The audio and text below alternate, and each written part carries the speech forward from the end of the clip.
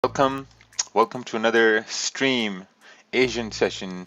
Oh, no, New York session here today. Yeah, it's the 1st of June over here, and I guess nothing has really moved overnight. I was hoping there was going to be some sort of movements, but nothing really of importance happened.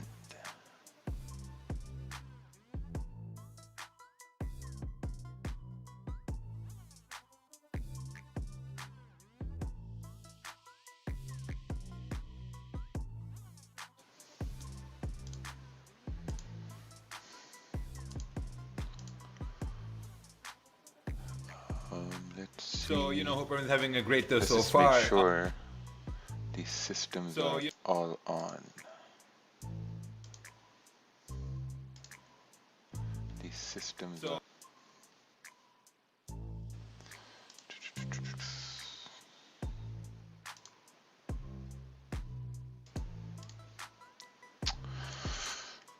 All right. Looking at GJ, looking at GJ right now, it just feels like. All right, let me just.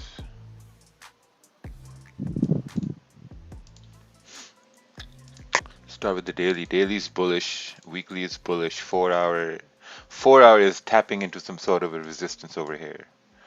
Um, really kind of looking to see what's going to happen in this area because essentially if GJ is ranging right now, yeah, it's a 40 pip consolidation. I mean, if you look at the resistance on the 4 hour down to the support is at 36, almost like a 40 pip consolidation. Looking at it on a 1 hour time frame, it does seem like we tried breaking up above this point, but then we rejected it, right? And then we formed a support down over here. 30-minute. Yeah. Yep. We're just ranging here. If you look at the Forex factory, there's a holiday. There's Euro holiday. There's Euro and Swiss holiday. I'm not really concerned about how that's going to affect the US dollar or the pound. I mean, there might be some less movement here. I mean, it's just ranging right now, right? So I'm gonna be waiting for to see if price breaks below 131 100 to continue down to like 132 850 or even down towards 132 700, which is where the daily kind of started down over here.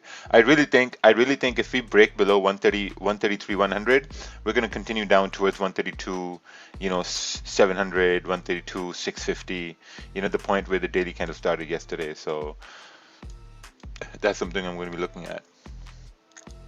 Screen is blur. Well, I guess your internet is blurred a little bit, so you need to fix that.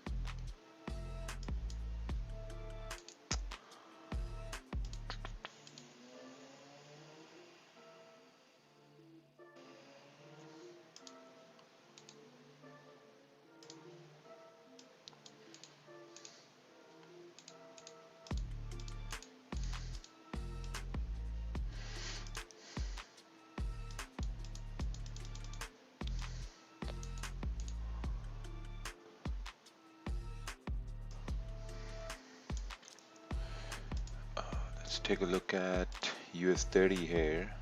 Before we look at US30, I want to see what the futures market is doing, right? So that's something that I look at on pre-market. So we go to pre-market data. This is where, okay, so it's down. See, it's down, but it's not considerably down. Sometimes it has to be like negative 100 points, negative 150 points, but it's not that down. So, it's less down, which means it might be ranging. So if you look on the 30-minute, it does look like it's ranging right over here. We have a support formed down at this point. So yeah, currently this is also ranging right now. So we'll have to see what happens. Looking on the daily is bearish. Looking at the 4 hour, previous 4 hour candle closed below the previous two 4 hour candles. So this could say we might continue moving down. Looking at the 1 hour here, it's just kind of like in a range now. 30 minutes also in a range. So, I mean, if we break below support, there's a very high chance price is going to continue down towards this area here.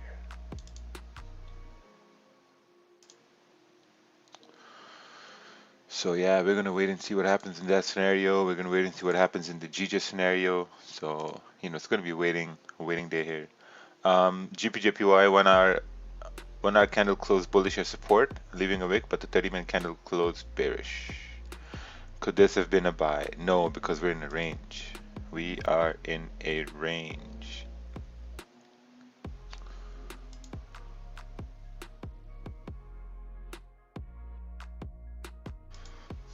Yeah. Um, okay, already looked at this. Can you please give your opinion on this? All right. Let's give my opinion on this. Yeah, this is a bad trade. I mean, we're ranging. Just just think, right? We're in a range, and when you start trading, you're told that hey, you shouldn't trade in the ranges. Have you been taking other trades on US30 on your $1,000 account since the first two? No, not really. It's just been US30. I started a $1,000 account on the site to trade US30 on it, and so far I'm at break even.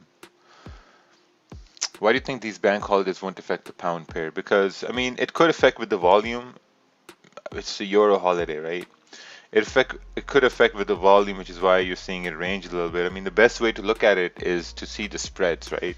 So if I go and look at my spread right now, I don't even have a MetaTrader open. Yeah, so yeah, my spread is like 1.2,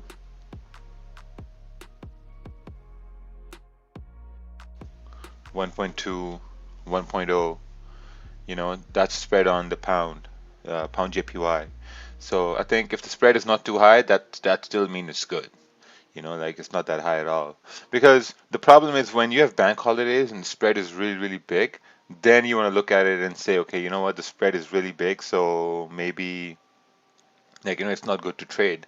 Because when the spread is big, it's essentially costing you more to trade, right? I got zero spread on GJ. Oh, nice. Opinion on gold. Gold is extremely hard to trade.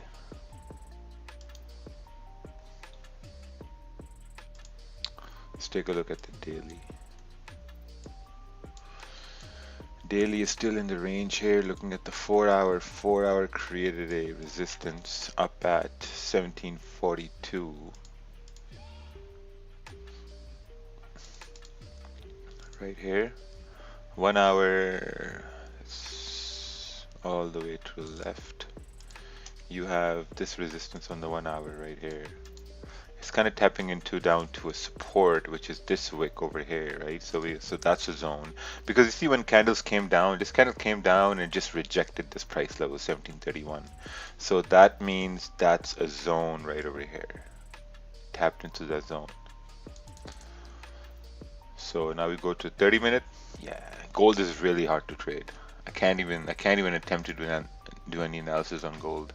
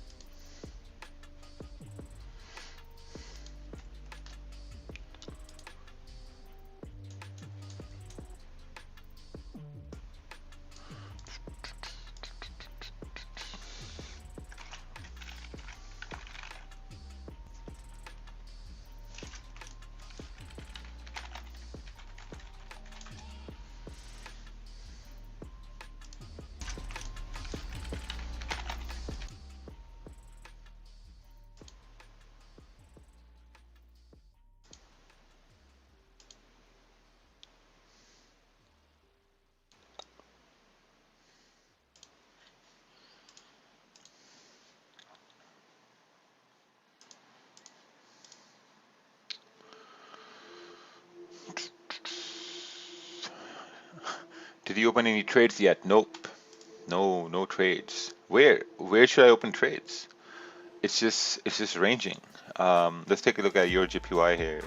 Your JPY is also ranging. Look at the 30-minute. We have support down over here. We have formed like a resistance here. Your JPY is going to be the worst pair to trade because it's a Euro bank holiday, so you don't know what to expect from the Euro if it's a bank holiday. What kind of a breakout are you looking for? I'm looking for, I don't know. Heard the song? I don't know. I don't know. Looking for a sell below 133, 100. I think that's going to be pretty good. Sell below 133, 100, or a buy, yeah, or like a buy above 133, 440. Yeah, that'll be pretty good. So gonna wait for that to happen. So see now this is like a most recent zone this is forming on the 15 minute and on the 30 minute. It's like the most recent zone, right? So this becomes a fresh zone. So if we go to 30 minute, yeah. See, that's good. Because now if you zoom in on the candles, and if this 30-minute candle starts breaking and closing above, then these candles, then there's a very high chance it's going to continue moving up towards 133, 600, which is around 20 pips away. So pretty sure going to wait here. Morning, Raja. A quick question. What's the reason behind waiting exactly an hour to wait for your next trade if you lose one? It's just one of my rules, which makes me profitable. So I just follow that rule.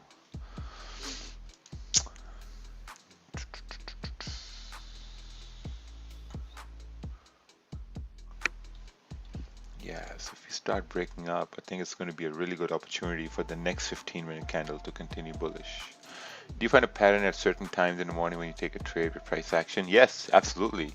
I've been looking at this time of the day for about the last 2 years, so it's really easy to find opportunities in this time frame when you've been looking at it for the past 2 years. What happens is most people don't dedicate that time towards a session. Like you look at it in the morning, and then if you do find something, if you don't find something, you look at it in the afternoon as well, regardless. So you really need to stop that. Would you rather trade a breakout, support, or resistance? It's the same thing. It's the same thing. Like when you say, are you going to trade a breakout or are you going to trade support resistance? That tells me you don't understand market structure at all. Because it's the same thing. I mean, if this is a resistance here and price is breaking out, then it will make sense that this resistance will turn support and then price will go up, right? I mean, it's just very simple information. But sometimes, I was talking to somebody and we were talking about how sometimes the information is simple or things are really simple. They said, well, for some people, it's not that simple either. It might seem simple to you because you've done it for so long, but for some people, it's not that simple at all. Maybe because there's not enough practice or.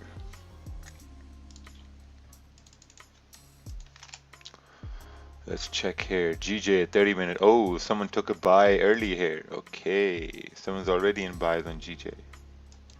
Okay. I see. I think you're looking at it this way then. Let me just realign these areas here.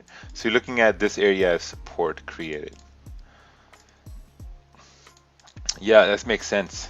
That makes sense. I mean, if this is support created, yeah, this makes sense now. Price went up, came down, created support, now making higher highs, higher lows, and continued to go up.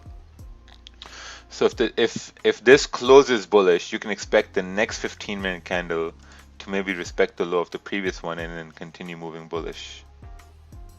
I think that could be a wonderful idea. Can you take a look at AUDJPY? No, I cannot look at AUDJPY, Mr. Perizon Business Intelligence, because both the AUD and JPY is closed at this time. So you don't want to look at it.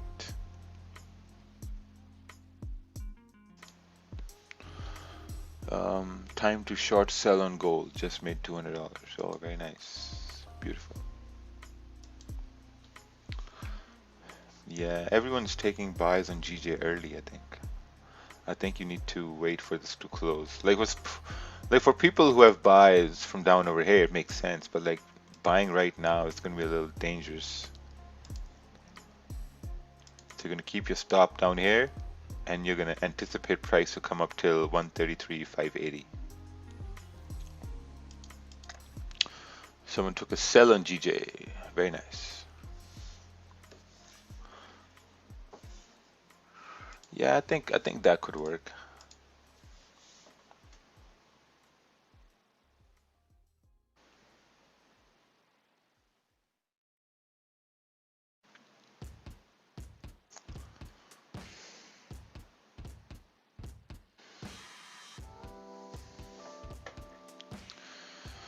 Would trade be invalid if the 15-minute candle closes with no top wick? I think it's still going to be valid because 15-minute is a lower confirmation time frame.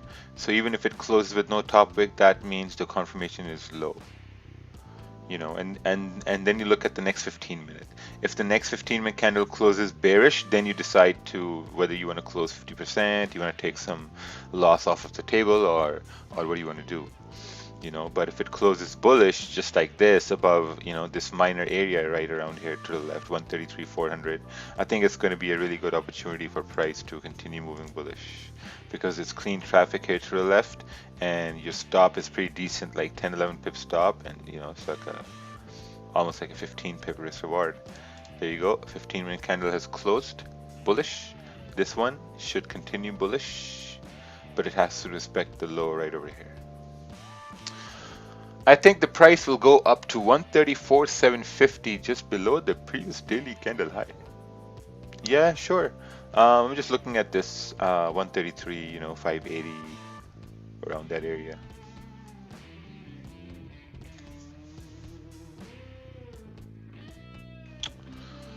Raja, this no-nonsense Forex guy was saying people who trade SR support resistance are crazy. Yeah, that's okay.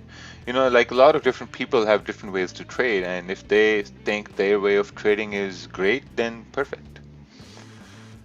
I just tell them, yeah, makes sense.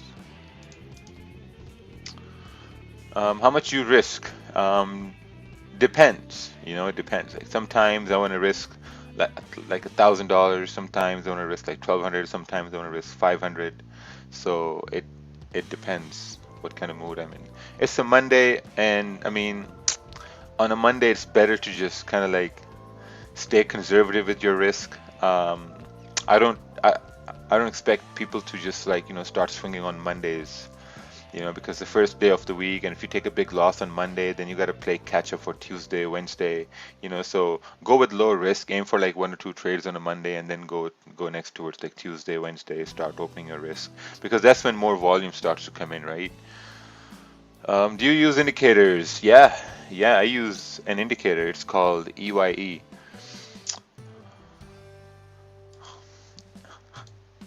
EYE.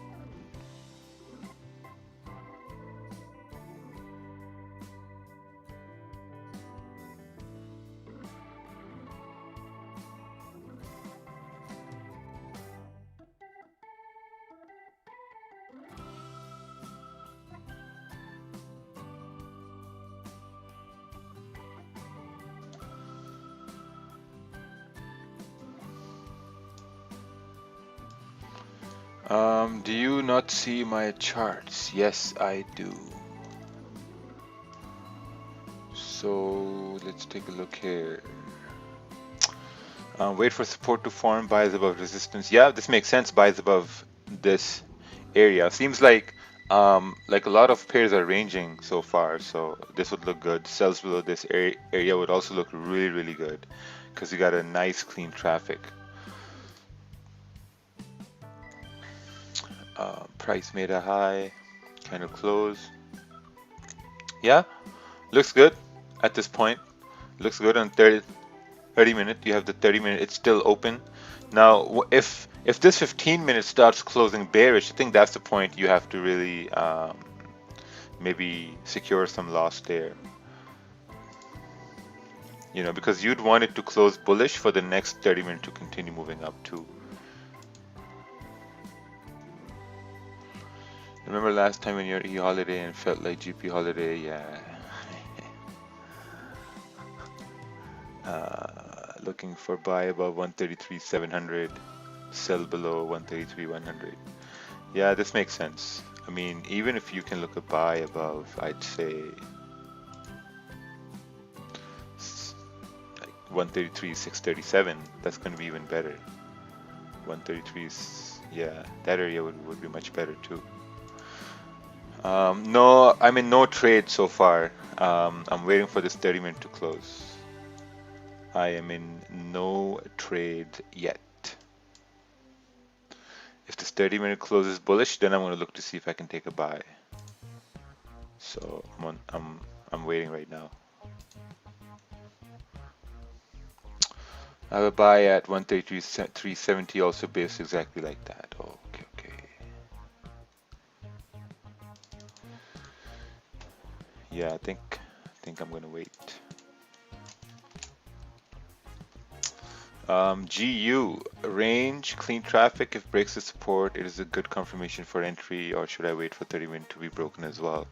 I think if you could see a candle closing bullish over here, I think it's gonna be a good opportunity to take a buy. But it all depends how price forms once price gets towards your number here, 1.23817. That's all what it depends on. Like honestly, fam, I think looking at this daily candle went up way too high. I don't know. I'm just waiting right now on a 30-minute to close to see how it closes. Because, you know, it's a Monday and I wanna have like a best confirmation.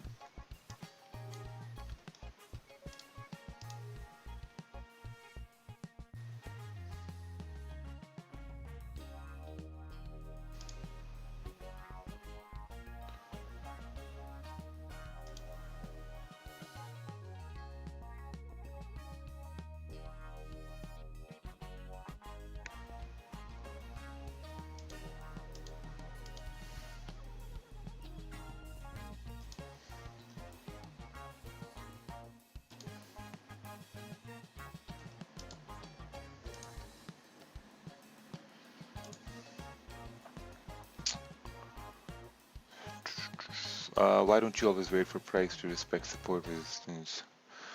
Um, yeah, I'm just waiting right now. I think it's really important to wait. Looking at US30 here, I've been eyeing US30 for about a month and a half now. See, they're trying to turn bullish now. These numbers, they were like -40. This was at like -30 something. It's turning positive now, and it's trying to break up above 25380. And if we see a break above this area, I think it's going to be a good opportunity for US30 to come up to 25500, which is around like 120 points. I think it's going to be a pretty good move if it does that.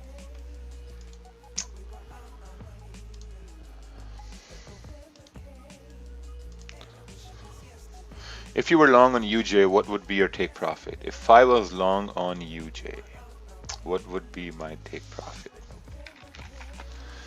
I think that's a $1 million question here. If I was long on UJ, my take profit would be 107,770 right here. And then I'm going to look at the smaller time frame and see, yeah, that would make sense. That would make sense. This is where the daily candle opened yesterday, and now it's trying to come back up towards this area, 107,770. So as it reaches this area here to the left, all this little bit of a consolidation, I might be looking to secure some positions and leaving a run.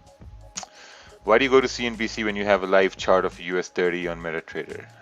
Yeah, but the live chart on MetaTrader doesn't tell me if the futures are up or down. The CNBC website tells me if the futures are up and down. But it does seem like we're breaking up over here. So, you know, if it breaks and closes, I think it's a very good opportunity for it to continue bullish. US30.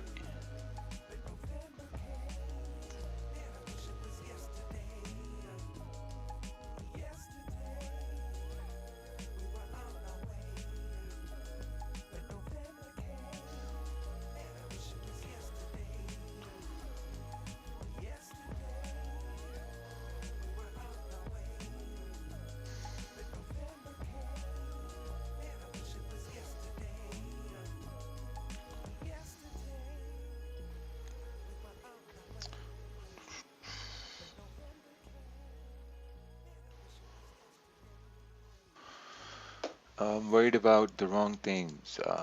Why does my Meta 4 demo account have different candles to yours? Because it's demo. We can see the trends on chart itself, and CNBC takes the intro. Yeah, makes sense. Um, I don't know what DXY is going to do next. Well, if you don't know what's going to do next, I think you should just maybe cool it. Cool it means just relax.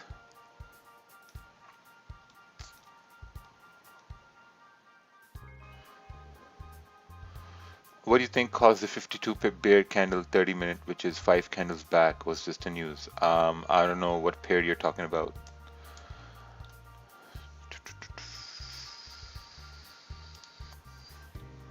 What was it? Oh, China news. Yeah, which pair is that? Is that US30? Yeah, it should be US30.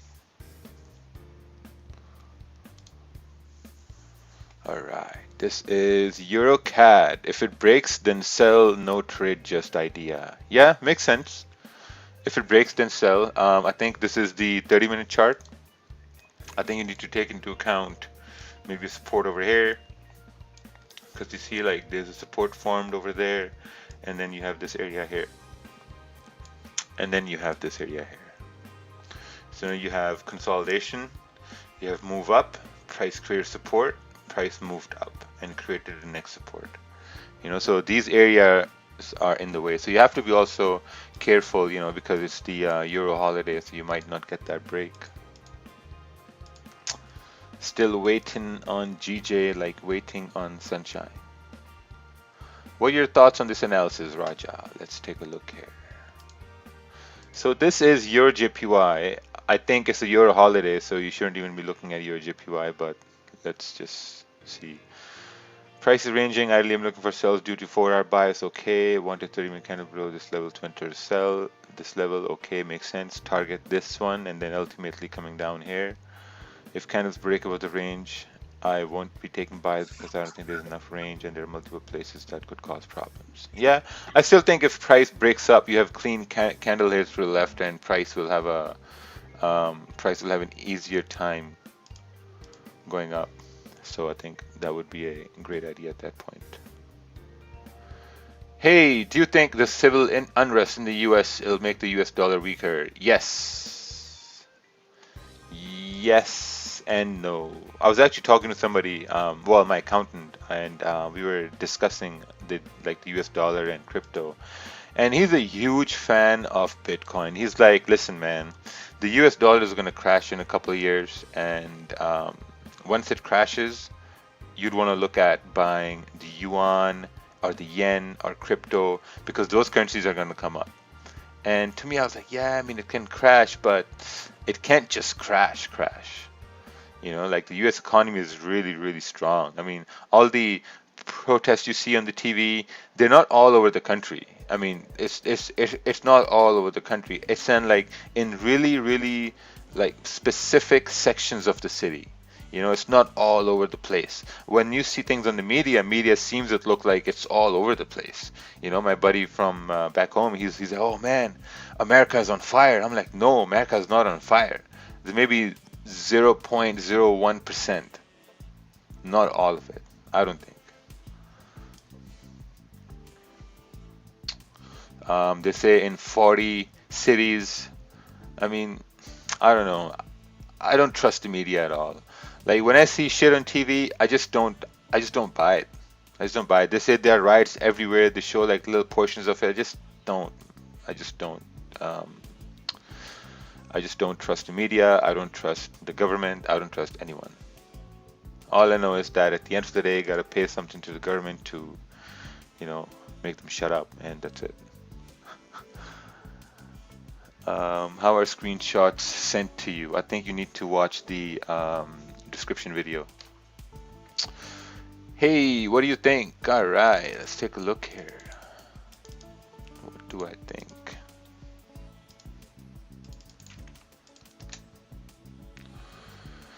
GJ buys over here and sells below here. Yeah, it makes sense. That makes sense. I'm actually looking for, I don't know, I was hoping this would close bullish so I would take buys, but I guess it's 15 minutes gonna go bearish here, so I think it's respecting this area. Yeah, I'm just gonna wait. I'm gonna wait. Does a 15-minute current candle on GJ need to respect the low of the previous 15 minute to keep your buyer's idea? No, if I was in buys on GJ, I would have closed right over here. I wouldn't be in buys on GJ, so why am I talking about if I was in buys on GJ? I'd wait for the 30-minute to close, which is closing nice bullish candle. Gotta wait. But the 15-minute is also closing bearish, so I'm probably gonna wait. I'm probably gonna wait for the next 15-minute to break this high to continue moving bullish. Let's look at the 5-minute.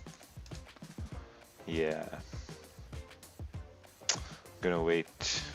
I'm gonna wait a little bit longer. Raja, US30, 15 seconds. Oh, 15-second chart? Yeah, I think US30 is gonna, I mean, it broke above here. It should continue moving to like 25500.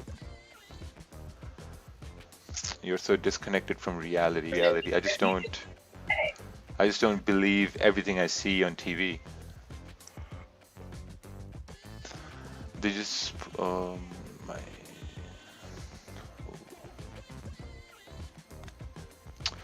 Wait, so GJ going into a sell question mark? No, not really.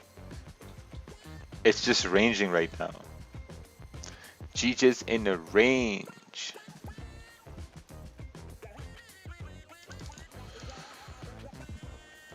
Yeah, we're in a nasty range.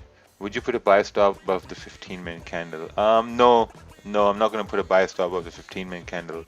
I'm gonna wait for price to break above here, and then I'll take a market order.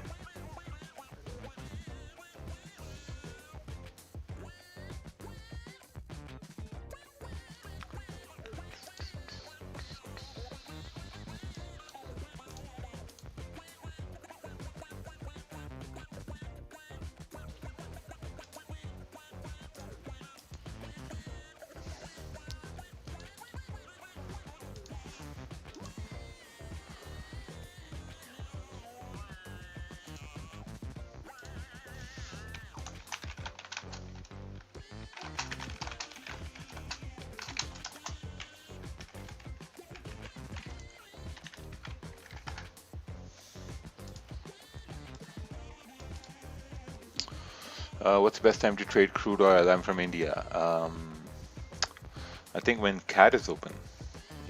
New York session is a great time to trade oil.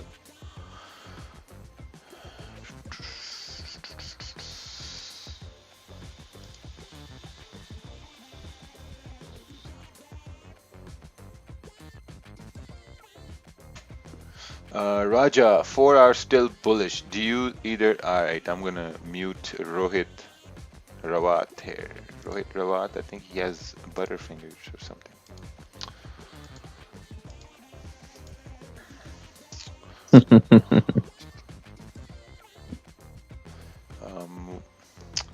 When price reacts to a certain level of support resistance, how long should we consider it as an important level? Well, as long as it bounces from it, you can consider it as an important level.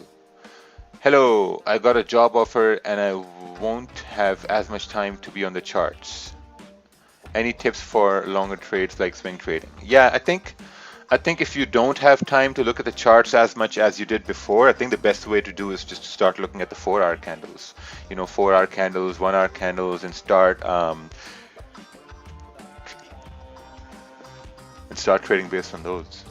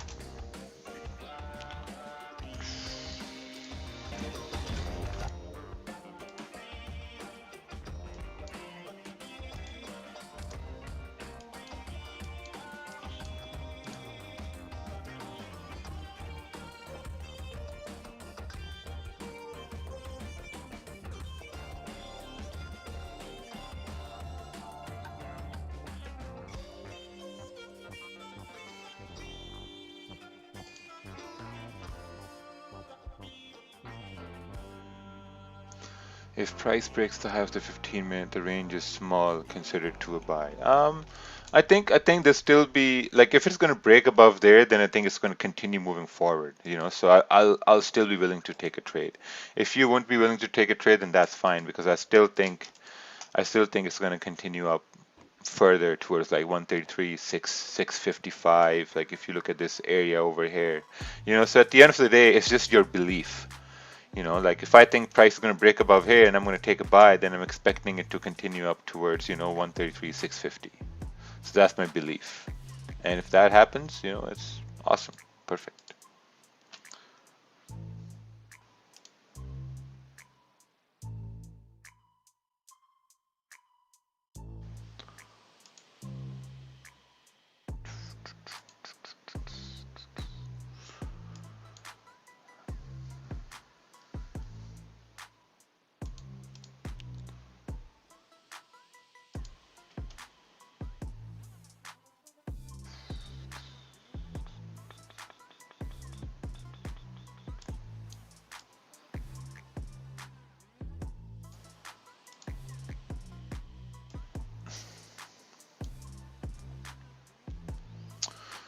You're looking to get that 4-hour reversal buy and retracement. I'm looking for the 4-hour to continue moving bullish. That's what I'm looking for. you know, and I really want some sort of a strong confirmation here. I mean, on the 15-minute, you have some, like it's kind of like arranging here, so it's very important for me to wait.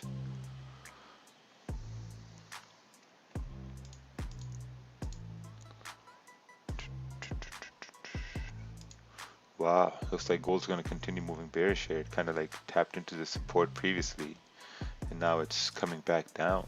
I think it's going to continue down to like 1729, 1730. What's your views on Euro USD? I think it's a Euro holiday, so you might want to stay away from Euro USD.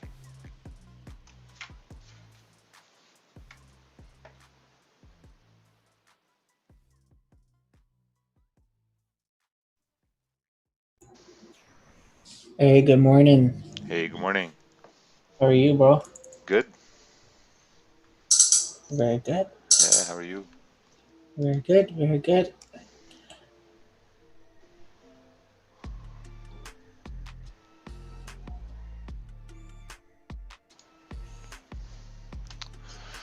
For new traders, do you suggest I worried more about a missing move or entering a false break? I think you should be worried about entering a false break. That's what you should be worrying about.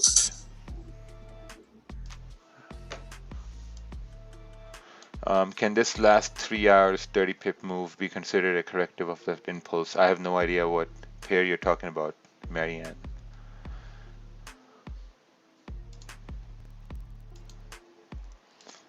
Oh, GJ. Can last 3 hours 30 pip moves. Last 3 hours. Oh, this one. Um, Probably where to go. It's right here. Impulsive. Yeah, it could. It could be considered a corrective move, then impulse 30-minute 43 pip move down. Yeah, I mean it could. I mean that's the thing, right? I mean if we break above this area, then you could say, okay, price is going to correct this move down. But if it doesn't, then it's just ranging here. So it's very important I mean, most of the stress you're going to get in trading is going to be while you're stuck in a range. So you really have to look at it and say that, okay, am I trading in the range? Am I forcing a trade? Am I really, really forcing the trade to break a certain area? And once you start looking at things like that, you realize that, okay, yeah, it's maybe not a good idea to force a trade. Like if you look on the 15-minute, the 30-minute closed bullish, so you could expect this 30-minute to continue bullish, but the 15-minute closed bearish, so which is why it kind of like didn't really attract me to take a buy. It didn't attract me in the beginning as well from over here once this candle was open because the 30-minute was still open, it didn't really close. So it's a Monday and I want like stronger confirmations. And then the 30-minute closed bullish, then you have strong confirmation to take a buy.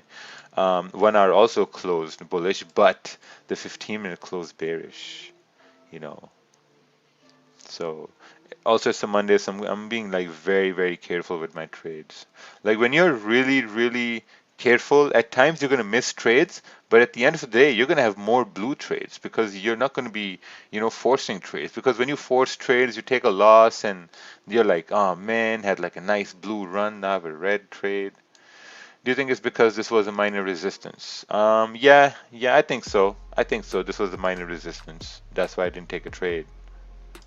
I didn't take a buy because, 15-minute candle closed bearish. What do you think about gold? I think gold is beautiful. I think gold is reaching kind of like a support, but it still has some room to continue down. So I think that could be a good move on gold. I think US30 should continue moving up towards 25500. Should be good too.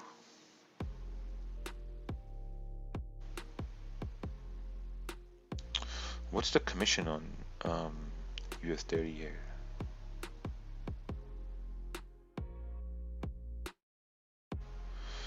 Commissions on US30 is 70 cents?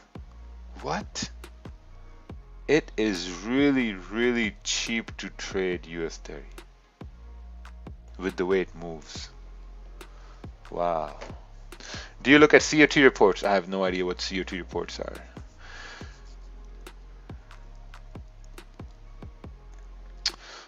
Raja, the other day on the webinar you mentioned looking at lower time frame for clues and why your trade didn't work, but at what does it become overthinking a trade? I don't know.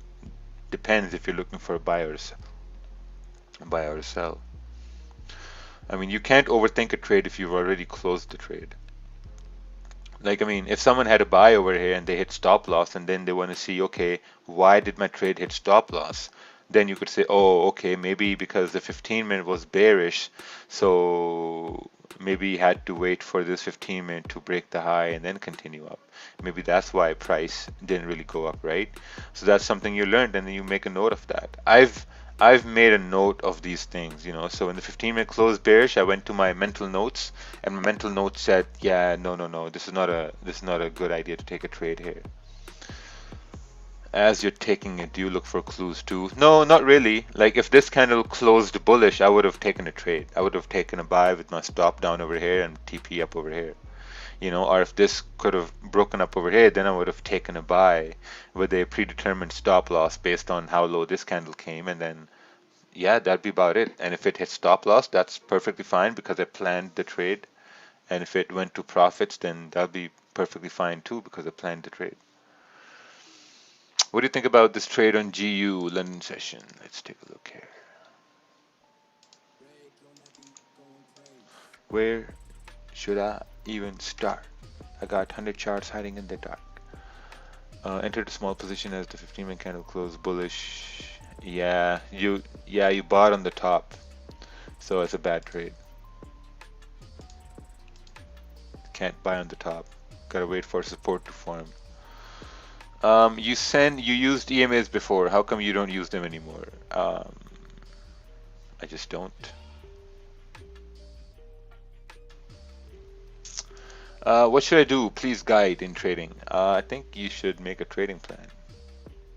You should watch some videos on YouTube I have. I think they will help you a lot. If you look on the 30-minute here, 30-minute has broken the low of the previous 30-minute candle. This 30-minute candle is about to break the low of the previous 30-minute candle over here. If you look on the 1-hour chart, the 1 hour is about to break the low on the 1-hour candle over here too.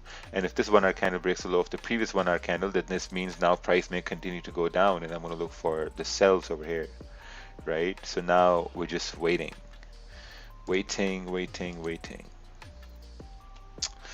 Because I mean, the thing is, the 15-minute candles have broken the lows on the 15-minute candle, but the 30-minute candle has broken the low here as well, but now it's at the support. Remember we drew this support here, that okay, if price is forming support here on the 30-minute, then price should continue moving bullish. But since now the dynamics have changed, so now I start looking at it from a selling perspective. Because if this 1-hour candle breaks the low of the previous 1-hour candle here, and it respects the high, then that means we may continue down towards 133.100, and this could be a nice little move within this range, so like 20 pip range. So we'll have to wait. Don't you have another screen with a chart in your setup? You only do support resistance. Yes. Yeah, man. Like I mean, someone told someone yesterday. I'm not gonna say any names because I know that guy. They said that, oh, you know, these guys, they hide something. They hide something. They're hiding some information. They don't tell everything.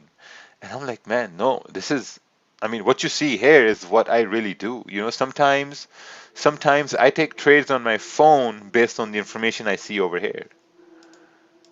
There's nothing to hide. I mean, I don't know. I don't know. I don't know. You heard the song for it? I don't know. Maybe YouTube's gonna say, hey, you can't say that anymore. Yeah, I have a screen hidden with filled with indicators. US30 is flying. Yes, just as anticipated. US30 is flying. US30 has moved almost like 80 points. I think it should move up till there too. I think that'll be a pretty good move.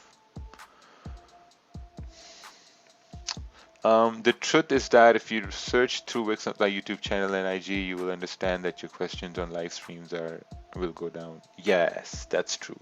I think people don't want to do any cognitive thinking. That's the whole problem. Daniel Bateman, price is ranging, so I'm just waiting to see what happens here. Price broke out of the range at the end of the Friday session. Okay. Yeah, price breaks below. Yeah, I think I was also looking on the 4 hour here, man, and what I was looking on the 4 hour was I was actually waiting to see if we break the support on the 4 hour so that we have this clean range to come down, like in this 40, 46 pip range. That's what I was looking for in terms of sells, break below this area to come all the way down here. But right now, price is just in the middle of a pandemic over here. Price is having its own pandemic.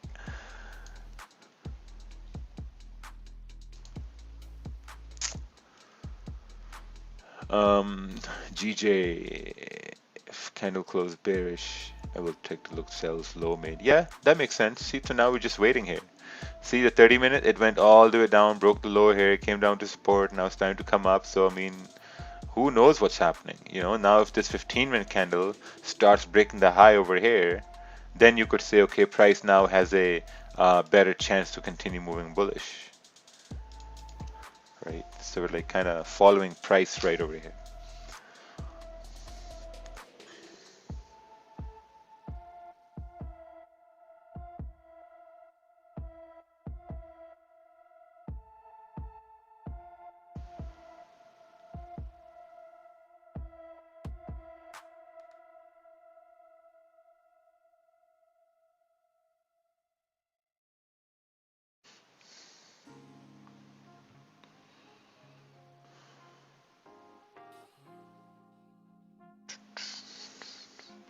All right, I took an entry here on GJ, got in a buy position here on GJ, and I'm aiming for 133,580.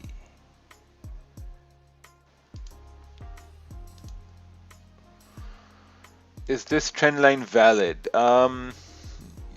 I don't know. I don't think so. Yeah, I don't know. I don't play with trend lines. I don't think. I don't understand this chart. Sorry.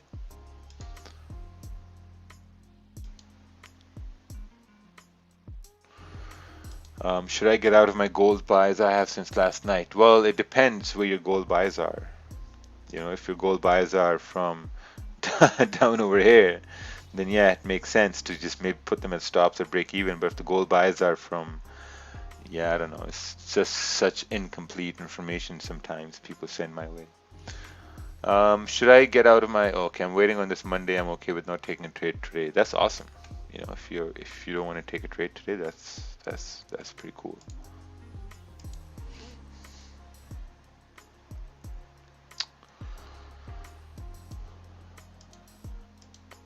You said 133,650 TP, right? Yeah, it's up to you. I'm probably gonna aim for this area right here, which is around like 14 pips away. Yeah, I think it would make sense. My stop is like 10 pips. TP is 14 pips. I think it's pretty good. See, now the 15 minute has broken the high over here, so it should continue moving bullish now. I think this was a liquidity grab on 30-minute candle. Yeah, it looks like it. Yeah. Do you get in on the break of the wick or the close of the body? It depends. It depends from situation to situation. Every situation is different, and that's something you learn with experience. The more you trade, the more you take a loss, you look at it, and things of that nature. So it takes a lot of experience. Why can we not see you in stream? Oh, you want to see me? Oh, it turned off. There you go. I watched a science video in Forex and came in today with the trading plan. I was able to finish in profit. Oh, nice. Beautiful. Yeah, I think US30 is going to continue moving bullish. What's the website you recommend to journal? There's one website you can use, trixie.trade. It's a pretty good website, trixie.trade.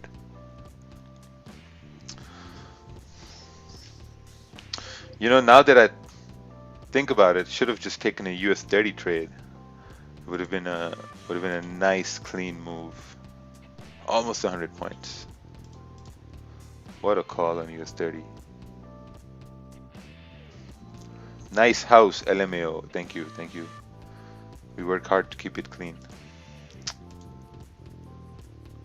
Yeah, so GJ, this 15-minute candle broke the high of the previous two 15-minute candles. I mean, it should now make sense for it to continue moving bullish. If you look on the 1 hour, 1 hour is also bullish. 1 hour respected the low of the previous 1 hour.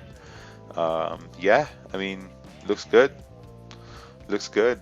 I mean, if it starts closing like a weak 15-minute candle, then I'm going to close 50% of my position.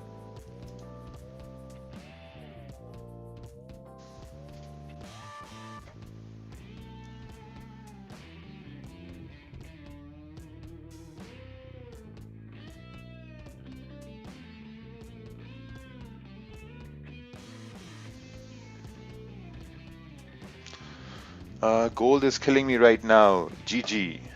Yep, gold is going down. If you took a buy on gold, I think you played yourself.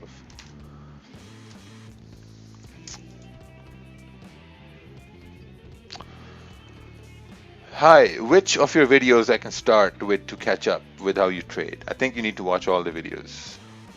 Oh, someone shorted GJ. Damn. Alright, someone sold GJ. Interesting. I wonder what you saw, something that I didn't see. I have 3 monitors. One is over here, one is over here, and one is over here. So nice. And then I might get a 4th one up over there. I think what the guy's looking at for the sell on GJ is the resistance on the 4 hour, 133.5. Yeah, but there's no confirmations. Yeah, not yet. Definitely. Like, I'm just waiting as well. But you see how, like, on the you see if you open the 4 hour, right? There's an hour 30 minutes left. Mm-hmm. I'm just thinking, bro. For the previous 2.5 hours, we went up on the current 4 hour candle, but we haven't broken the high of the previous 4 hour candle. You know what I'm saying? Mm-hmm. And then right now, over the past like 10 minutes, we just we've so on the current 30 minute, like we went up to the resistance 133.5, and like if we don't break it for NY, then might be a good sell. Yeah, I think it is a bearish structure, over on yeah, the 4 hour. yeah, but I think a good sell is going to be below 131, 133, 300. Yeah, safe sell, you mean? Yeah, safe sell, obviously. Yeah, for sure, bro.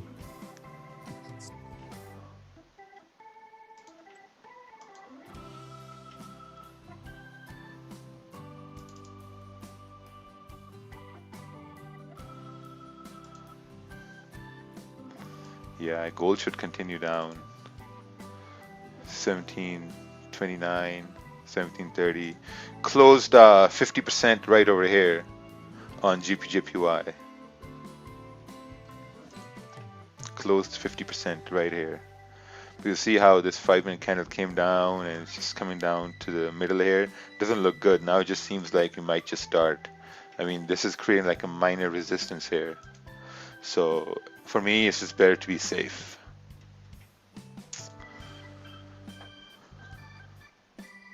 GU is not doing the same as GJ. When that happens, the movement GJ normally don't work. Not necessarily, because GJ is moved by the pound and GU is moved by the pound and the US dollar. You know, so the both have very different moves in the New York and the London overlap.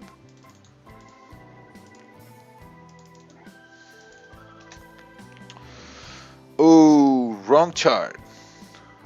Wrong chart you sent me.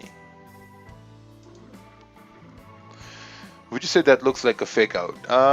No, not really. I mean, it's not a big enough range here anyway. It's a 13 pip range, you know, so you need a bigger range. I kind of got happy when price went up towards, you know, 133, 440. I was like, oh, okay, perfect. Now we're going to continue moving up. But I closed 50% in a drawdown because now if price comes and hits my stop, I'm not going to lose what I planned to lose. I'm going to lose less than what I planned to lose, right? So when you come to trading, your whole goal is to make sure you lose less every day. You know, but because like once you start losing less every day, then what's going to happen is your wins are going to stay the same, right? Your wins are going to stay the same, but your losses are going to start reducing. So one thing starts reducing and the other one stays the same. Automatically, the other thing, it just looks much more, you know, bigger and appealing.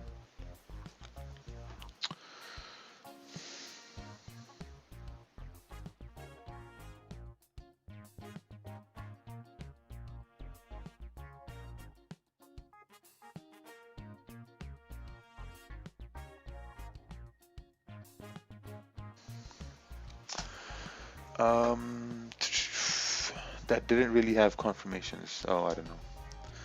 I have no idea. Raja, your biceps look big. What do you eat? Biryani with chicken. Yes. Really? Biceps look big? I don't think so. I think I still have some work to do. It's the quarantine, man. It's the quarantine.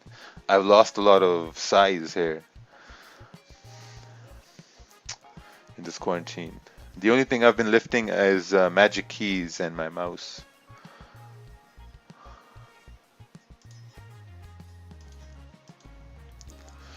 So see on GJ you have the head and then you have the shoulder, right? And then you have this bicep, and once it comes down like this, then you have it coming down from resistance right over here.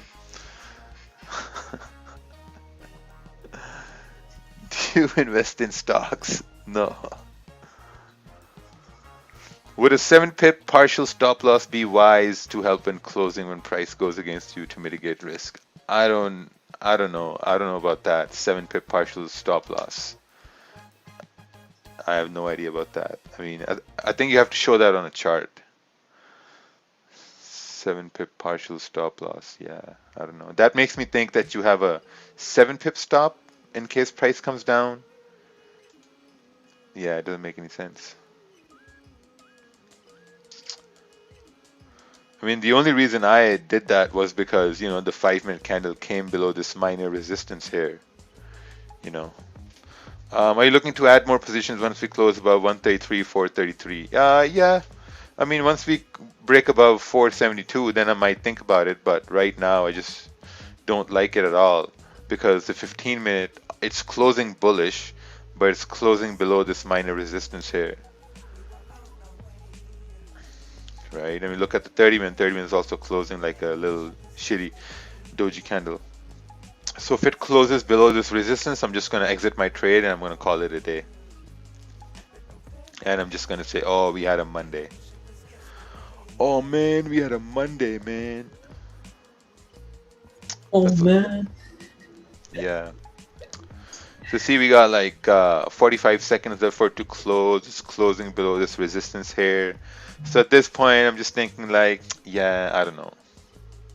I don't know. I got out of my positions here. So Yeah, I lost like 4 pips. looks like it's just ranging. Yeah. Trade one GJ minus 4 pips. I had a 5 lot, and on that I lost like maybe $180. That's not bad. Pretty good risk management. Ooh, OFX Capital. OFX Capital donated £5. Thank you, thank you. See how it closed? Now it's ranging. Now it's in a range. So now I'm just staying far, far, far away from GJ. Yeah. I don't want nothing to do with GJ.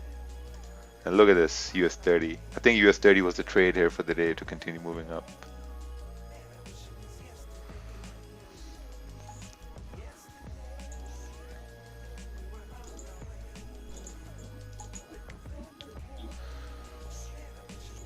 Oh, someone took 2 losses. Nice. Beautiful. You know what I should have? I should keep like dumbbells right next to my seat here, my chair. So when it's like downtime, I could just like kind of stand up like this, start doing like bicep curls. Yeah, Okay, guys. put a 45 right there. Yeah.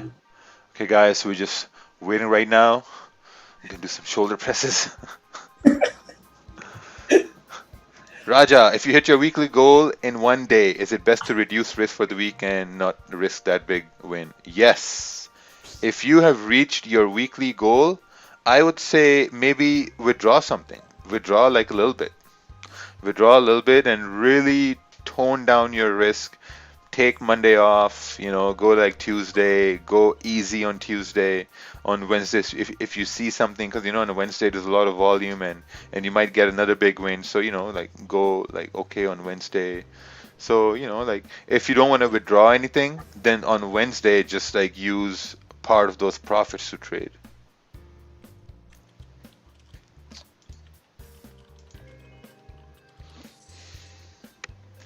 Yeah, but nice. If you hit your weekly goal today, beautiful. Kind of jealous.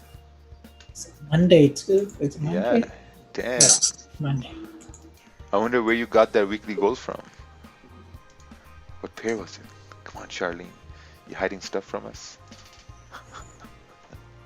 Oh, last night on GJ. Nice.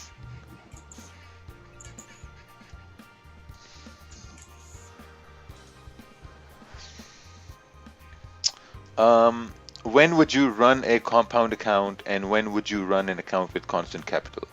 I think there's no such thing as running a compound account. It's only one thing is just trading, withdrawing, and paying your bills. That's how trading is done. Oh my God, GJ, look at that. Wow.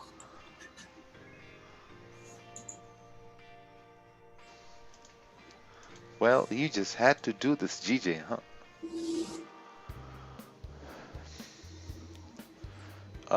Raja, you're right, but have you just rushed to take a trade? Take a look on this chart. Okay, let's.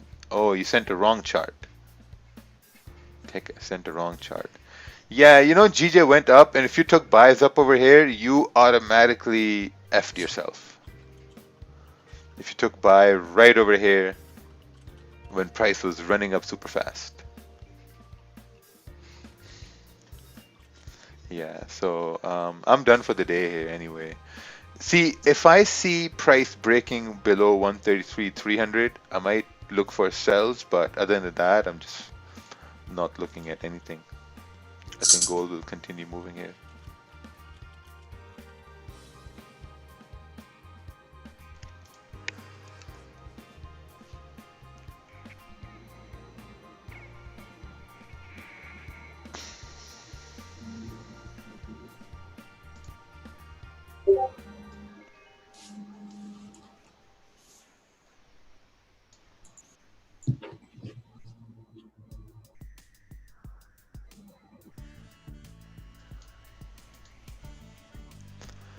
All right, what's this? This is GPUSD 30 minute. Sells below this zone and price continue down. Yeah, makes sense. Makes sense. Makes sense. I think a better thing to look at it would be to for the price to break, kind of like create like a minor resistance and then continue down. But I guess if it starts breaking down, then I think GJ should also, continue down. But I mean, you can't really count on that. So yeah, this makes sense.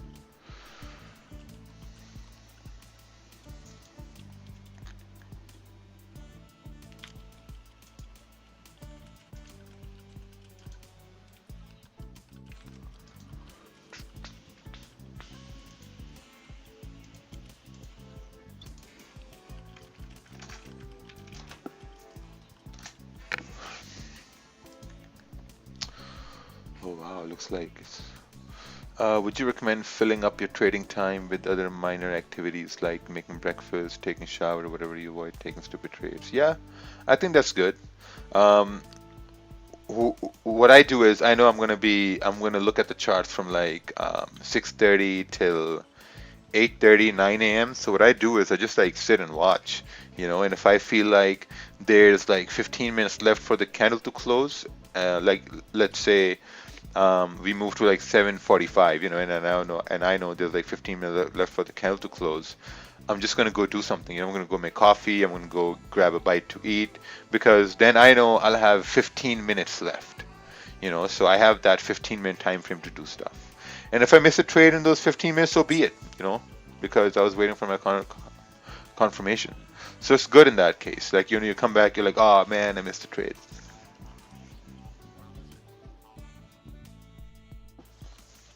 If the current GJ candle closes above that resistance, could we ignore that doji before and potentially see this doji?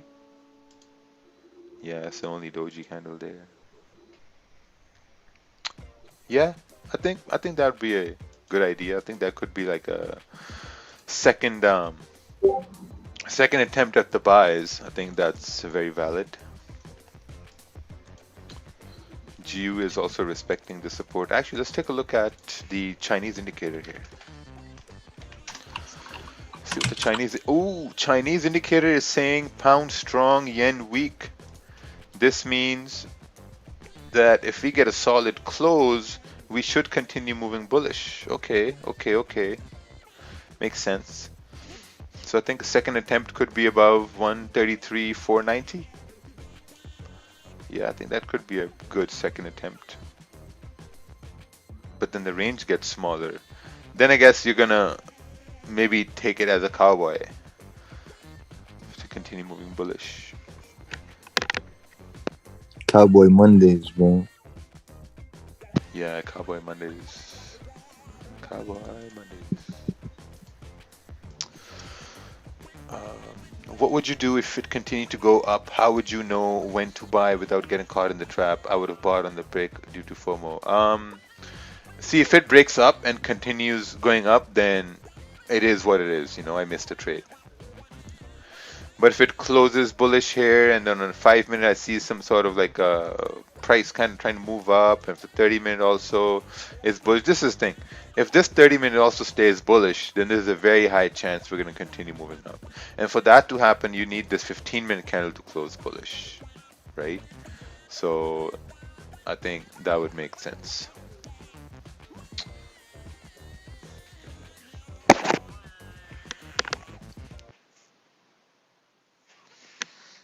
Oh.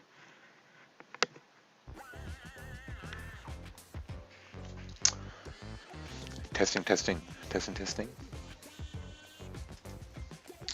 Okay, we're good. Yeah, so I guess just gonna wait here. Raja, have you accidentally put in the wrong lot number? Yes. This one time I accidentally entered a 50 lot and I closed it ASAP.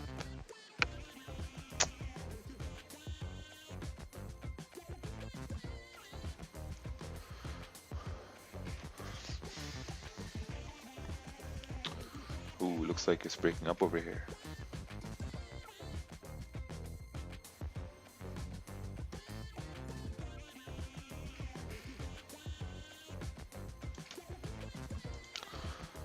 Five minute looking good. 5 minute about to close. closing bullish. 15-minute also closing bullish over here, which is pretty good. It's broken above 133,490. Yeah, I think next step should be 133, 600. Should continue up here. What lot size should I use with a $500 account? I think you should use 0.05 or 0.1.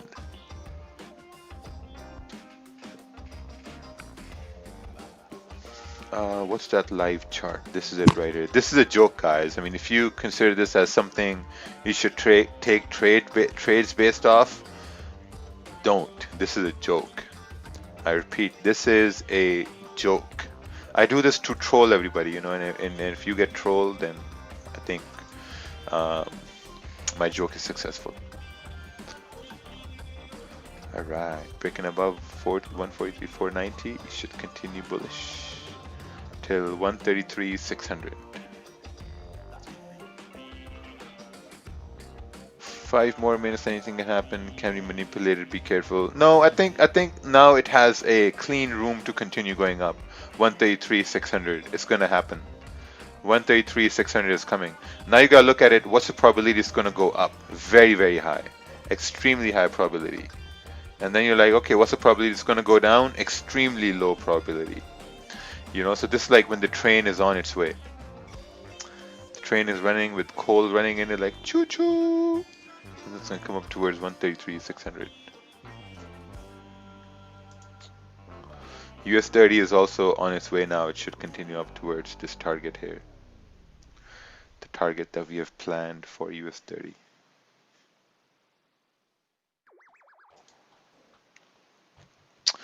Would you wait for the 15-minute candle to retrace? Well, I may have already entered.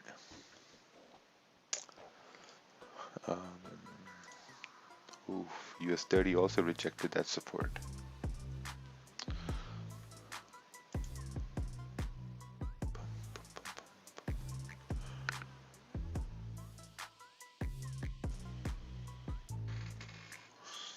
Do you trade US30 or still back testing? I've been trading US30 on a $1,000 account. I took a trade this morning on US30 for about like 30 points, but that's about it. And what I've found is I've taken 10 trades so far on US30, and out of those 10 trades, I've lost like 6. I've lost 6 trades. I plan on taking around like 50 trades on US30 on my account there, and yeah, so I'll see what the ratio is. Like so far, I've lost 6 trades out of 10 trades, so this means I don't have a profitable win rate with US30. So I'm not introducing US30 to my roster of players so far. Hey Raja, you made second entry when 15-minute candle broke the last candle resistance. 490.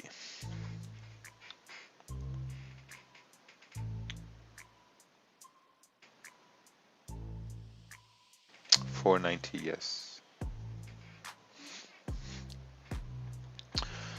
First and second video.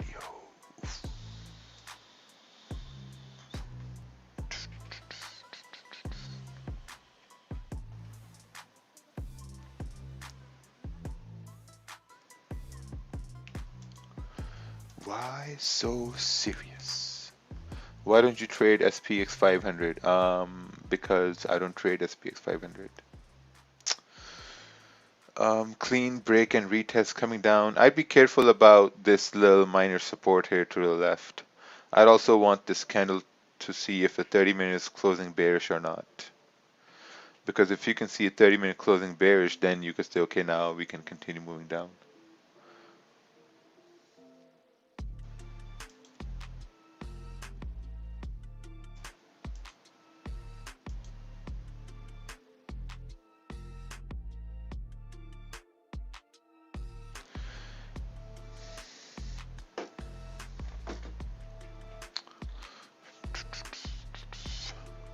I also got out of GJ here at break even.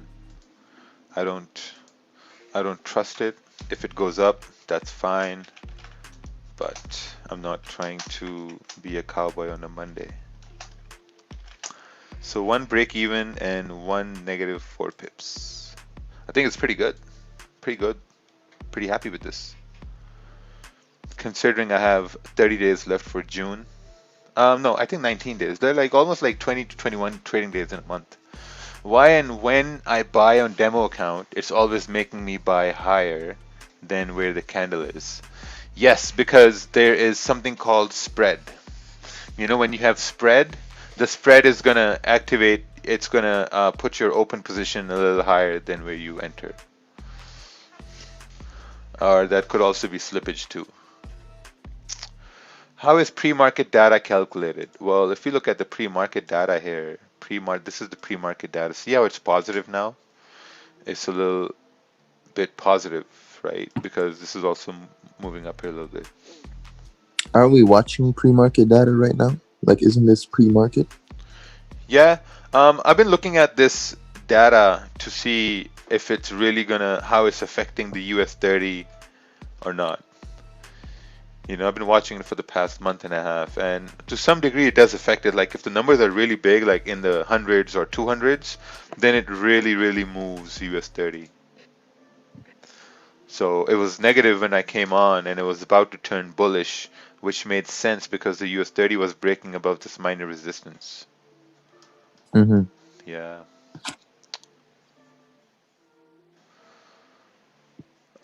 Anything I can do for this to not to happen? Yeah, don't do that. I mean, maybe look for something with a lower spread or something like that.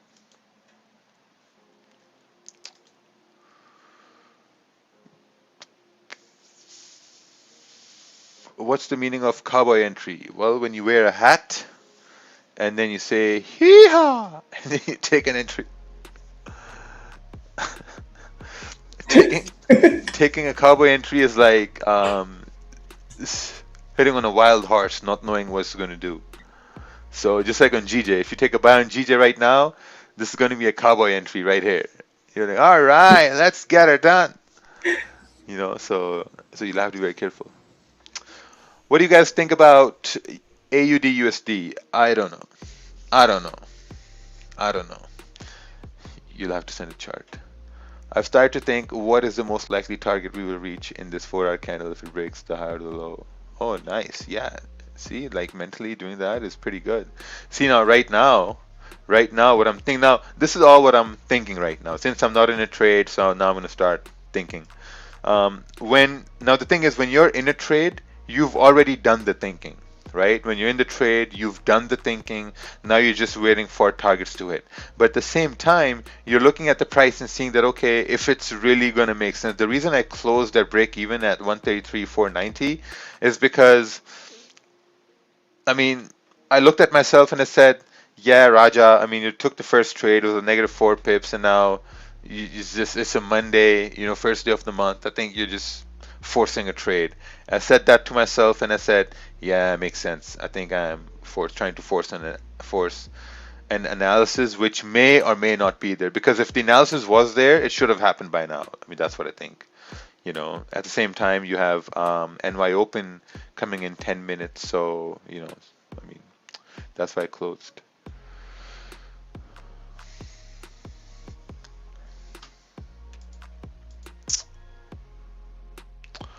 A lot of people can't do that, bro. They're not able to do that. You know what I mean? They get into like a stupid state, which is like they're kind of paralyzed to click or say or think. Yeah, it's very hard to get out of it. It's practice, you know.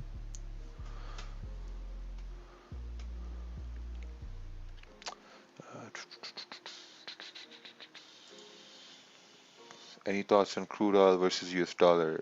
No idea. No idea at all. I don't even know where oil is trading right now. I think it's in its high 20s. Crude oil. Let's take a look here. Oh, 30s, mid 30s. That's pretty good. Ranging here. Maybe crude oil is waiting for something to happen here. See, this is what I believe is going to happen. In the US, the riots are happening. I think the riots are like a diversion from something else. And I think once the riots are done, everyone's going to forget about coronavirus. It's all going to be gone. This is what happens. Like every 4, 5 months, they have certain things. Before coronavirus, we had issues with Iran. Before that, we had the trade wars with China. So then we had China wars, and then we had the issue with oil in Iran, and then we had the COVID-19, and after COVID-19, you have the riots now, and after the riots, something new is gonna happen. Oh yeah, and then we had the murder hornets too, the murder bees that came to the US. The man, the US is like a movie, it's like a really bad directed movie. That's what it is.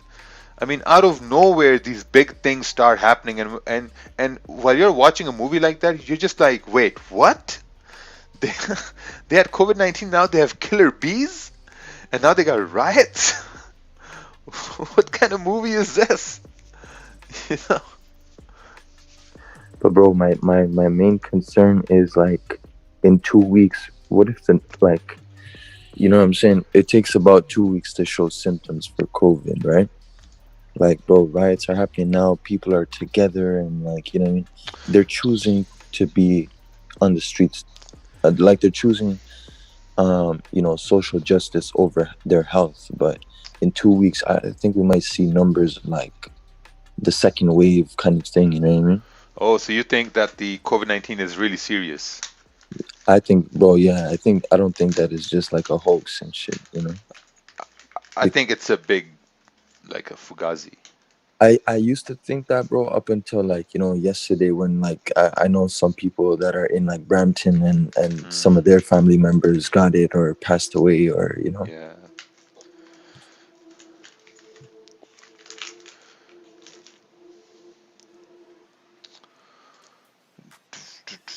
Yeah, I guess we have two groups of people. One group is like me who just really don't really bother with this stuff, and the other group is like very, very like they try to be very, very safe and stuff.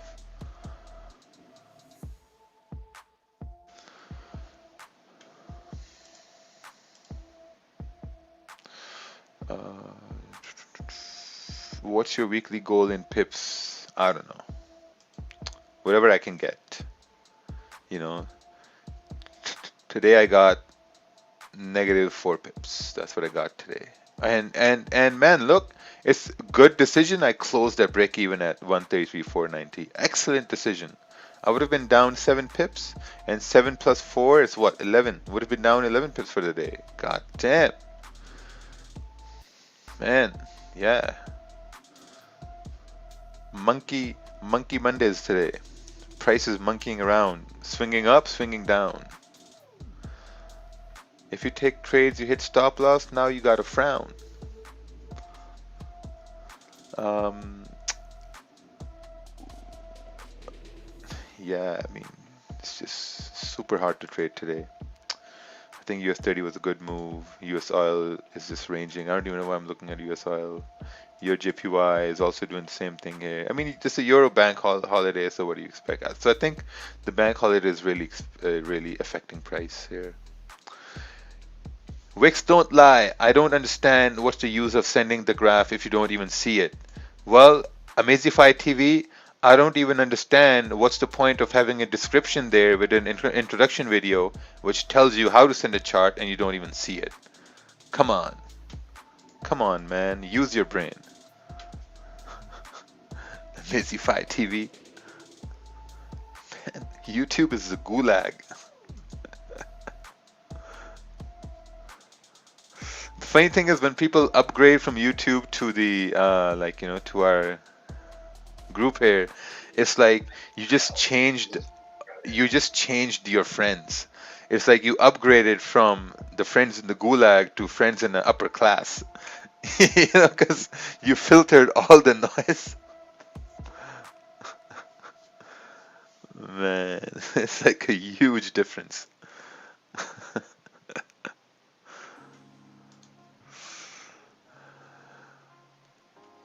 Yeah, sometimes you gotta go back in the gulag to realize how good you have in the Zoom chat. I lost 9,000. It's been a year now. Do you think I will make it back, Raja? Well, Forex 11, I lost almost 130,000 last year, and I made it back in a year. So anything's possible, man. You can make it back, trust me. But it took me a whole year to make it back. Do you use FinViz? I don't know what that is. Actually, what I'm going to do is I'm going to Google FinViz. FinViz. Oh, and the thing is, while I was trying to make it back, there were some people who knew this happened, and there were people, I'm not sure if they're listening to me or not, but whatever. But they also said that, man, it's super hard. How are you going to do this? It's impossible. This and that, and then I did it. Did it? It happened. It didn't happen overnight. I mean, when when when I lost all those money, my like hands and feet swelled up. I mean, I don't know what to do. I was like, man, shit, this is really really crazy, and I don't know how I'm gonna do this. But I made a plan. I made a plan that okay, my plan is going to be I know how to trade. The loss happened just it was just dumb. It was like a crypto exchange and then some investments here and there, and it just happened. But I knew I could trade. That's the thing. I knew I could trade. I knew I could have a profitable trade. That's what I knew. And when you know you can have a profitable trade, you will believe that. And the only thing that's gonna really alter you from that course is when you start over trading or when you start over risking, like right over here.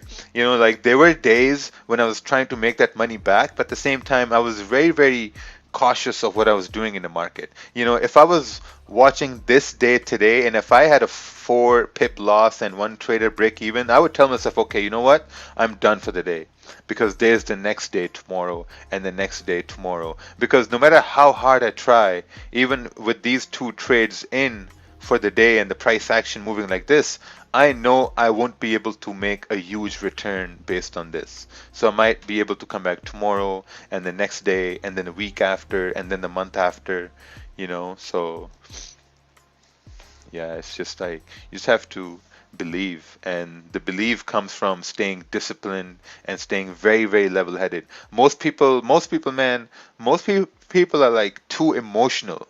Maybe they're too emotionally challenged with their lives or some things aren't going in their life and they take it out in trading. That kind of person will never make it in trading. Like if you're an emotionally charged person, it's gonna get really, really hard for you to, make it in trading here, because when you'll take a loss, you're like, oh, why me? Why is it always me? People don't treat me right outside, and the market's not treating me right over here. The thing is, when people don't treat you right outside, you're treating yourself like shit when you're coming into the market and trying to overtrade and over risk. That's what's happening. You're treating yourself the exact way people treat you. So you need to give yourself some sort of respect, man. Like if you're an emotionally charged person and if you're coming to the charts, you're taking a loss, you're taking another trade, you're taking another loss. Now you're over risking, you're taking another loss. That's just you not respecting yourself. If you want to respect yourself, you need to say, okay, you know what? I'm an intelligent, unemotional trader. And if I take a loss, I'm going to call it a day. If you don't call it a day, then you're not a trader. You're a gambler, I just sent you a DM in Slack about this. I'm in a similar situation. Thanks. Oh, okay, Chuck. Yeah, I'm going to take a look at this after the stream. I can't look at the Slack at the same time I'm watching the charts. Ted, what makes your broker different from the rest? Ted is not here.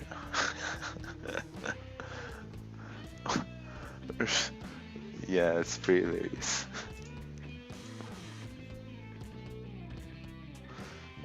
Can you look at this chart? Yeah, let's take a look here. Oh my god, bro. Somebody said Ted, bro. Are you serious? Got stopped out. Any advice? GPUSD. Yeah, you took a sell at the bottom and you got stopped out. Maybe next time don't take a sell at the bottom. Maybe wait for price to create like a minor resistance and then take a sell, right? Taking sells at the bottom and taking buys at the top, you guys need to change that. What happens is when a price drops like this, drop like this, drop. When price drops like this, you're expecting price to move and you're getting those feelings of FOMO, right? Because you don't want to miss this move down. But the reality is you have to wait for price to retrace. And also if you look left, I think there was a resistance. Oh, I think I have it drawn right here. Yeah, it never break. Where did it break? What chart is this? It's a 30. Oh, GU. Oh, yeah. I don't think it ever broke. Let's take a look here. GBP USD. Yeah, I don't think it broke. It's still at support. It was still at support right down over here. If you look here, it's still at support. And then you have clean candle. I heard if a broker offers any more leverage than 1 to 100, it's considered a B-rated broker or something. The music eloquence, you didn't hear it. You heard it from Daniel Savage and Raul. Fuck, man. People just try to be super smart, right? And everyone has opinions. And I think the only thing with 1 to 100 leverage is that if a broker is only running 1 to 100 leverage, I don't think they're making a lot of profit from commissions, right? Because if you have a bunch of people opening up $1,000 account, on a $1,000 account, you can't even open, let's say, 2 lots on it. You can't open 2 lots on it on a 1 to 100 leverage.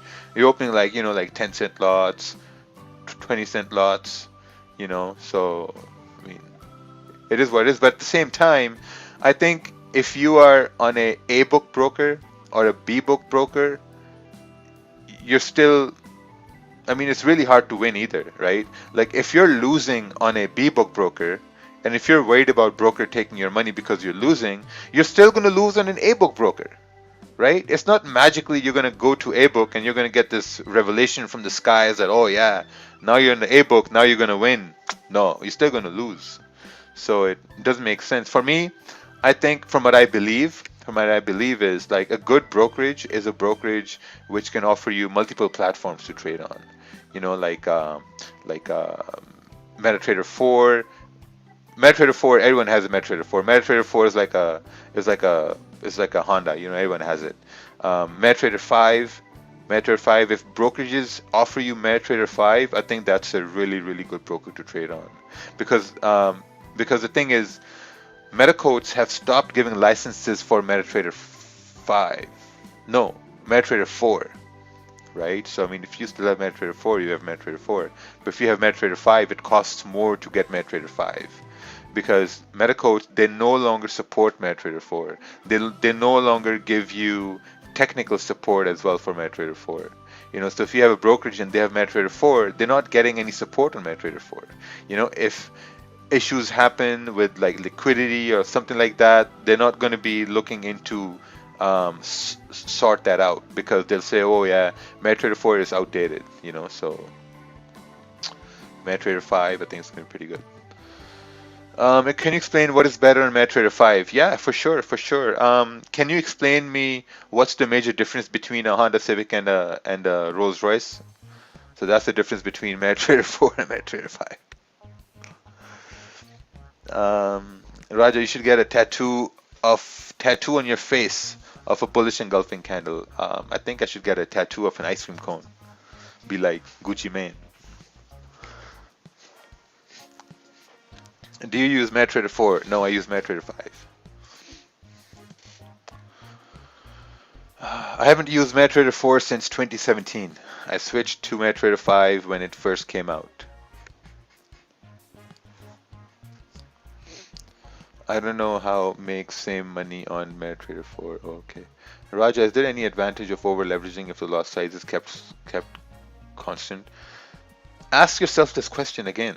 Is there any disadvantage of over leveraging? There's a lot of disadvantages of over leveraging, man. You can blow your account. God damn, I think I should start drinking in the morning with these questions. I should keep Baileys with me with coffee. Imagine one day have a bottle of Baileys right over here. Anyone asks a stupid question, I take a shot. Put it down.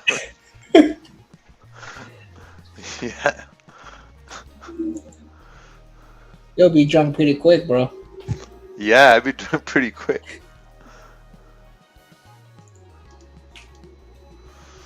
Do you use a hedge account or net account? It's a hedge account with MetaTrader 5 because MetaTrader 5 is the best. I would say it's man. If you use MetaTrader 4, switch to MetaTrader 5 for about a week, and you're going to see a huge difference. Huge difference you're going to see on MetaTrader 5. If your brokerages offers MetaTrader 5, just switch like that. It takes like 2 seconds. Go to your account, move money to MetaTrader 5, and you're good to go. It takes 2 seconds, and you will never go back to MetaTrader 4. Do a Zoom party so we can get drunk and high together. Sorry, I don't do that. Raja, did you negotiate discount with broker yet? I don't know what that question means. With what broker, what discount? Drinking that halal, what's the difference? Should I take profit or not? Yeah, you can take profits if you want. I mean, if you look on this candle here, this is a New York open candle. Oh, this is the New York open candle here. Yeah, it should continue moving bullish here. Once this 15-minute crosses the high of this 15-minute, it should continue up. If you see all these candles, you see how difficult price action is here. Moving up, moving down, moving up. I mean, if you look on the 1 hour, 1 hour makes sense because it's making just higher highs and higher lows. If you look on the 30-minute also now makes sense. It broke above this minor resistance, and this candle closed bullish, so it could make more room for this candle to continue moving bullish. On the small time frames, you have to wait for this to break. If this high breaks, and then price will continue moving bullish. So, is there disadvantage to speeding on the highway? Yes. Is there disadvantage to killing any of your in-laws? Probably not. Do you use Hugo's Way or Trader's Domain? None. I use Vantage FX.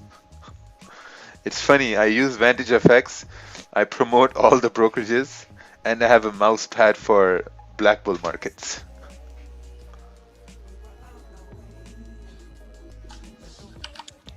Yeah, now this thing should continue running up. Broke the high of the 15-minute. First target over here, next target, now finally up to 133,600. I have a 60% win rate, but still lose money. How can I reduce losses and let winners continue to go? I think you need to look at all the losses and you need to see how can you reduce those losses. What's there something you could have done differently? I don't know. I think it's a very logical thing. It really blows my mind why some people can't think like this, right? So let's say if you're driving, you get into an accident, and then you think about it that what could you have done differently to not get in an accident? It's just basic logical thinking, right? So when you take a loss, you should always look to see how could you have taken the opposite trade? How could you have taken the winning trade? I think it makes sense if you take a loss, you look at things that way, and it just blows my mind when people don't think like that. Maybe there's something wrong with my thinking, that I'm a retard, I think like that, but I think people should think like that. It's the most logical thinking to do. I mean, if you take a loss, the most obvious thing to do is to just look and see how could you have taken the winning trade, right? Can we look at USD CAD? Yes, you need to send a chart. Mr. Raja, Vantage FX has no US country when signing up. Any suggestions? Yes, you can't sign up to Vantage FX. This 15-minute candle is about to close in 6 minutes. I think the next candle should continue moving up further because now it's in New York Open. We have volume over here. We had all this range from pre-New York coming into New York Open. So I think with volume now, price should continue moving bullish. Yeah, the main key is with volume. We got stuck here with no volume, but now there's volume in the market now. You can't see it, you can feel it. I can feel it. I can feel the volume coming in. Feel it. When the new Nintendo was released in 1991 and people were like lined up outside the gaming stores, there was a lot of volume. They opened the doors and people just rushed in.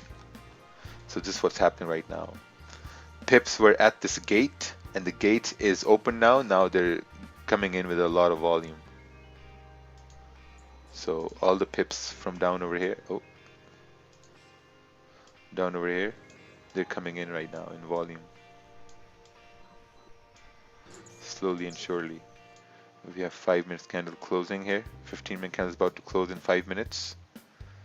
Off topic, but what video games did you like growing up? I played a lot of Super Mario Bros. And Street Fighter, and played the Mortal Kombat. How much will Lambo FX have to pay to sponsor with you like Hugo's way? I think I don't consider myself as a good trader, but when you're looking at it from social media perspective, like when you have sports brands, right? Sports brands like Adidas and Nike, and they sponsor these athletes to promote those brands. They wear those brands, they talk about those brands, and then they pay them a like a monthly fee, or they pay them a yearly contract, stuff like that. I think that's what I am right now in the social trading domain. I'm like a Forex athlete. Like a Forex athlete. Yeah, that's what I am. So when someone wants to promote something, they're like, hey man, hey, this is the contract, and we'd like you to promote this certain stuff. And then I turn around, I'm like, okay, makes sense. If it doesn't make sense, it doesn't make sense. Like, yeah, I'm not gonna take any names. Can you phrase your strategy in a few words? I have been following but want to hear it from your please. Okay, perfect. Let me phrase my strategy in a few words. My strategy in a few words is to trade the uptrend. And in an uptrend, price will make a high like this. Price will come down, create a support like this, and then price will continue up to retest the high like this. And this move up is going to be your trade. That's my strategy in simple terms. So see, this candle is about to close in 3 minutes, and I have a very, very strong belief that it will continue moving up towards 133,600. Very, very strong belief. Did you lose your money on Quadriga? Yes, I lost my money, and I lost some other people's money too.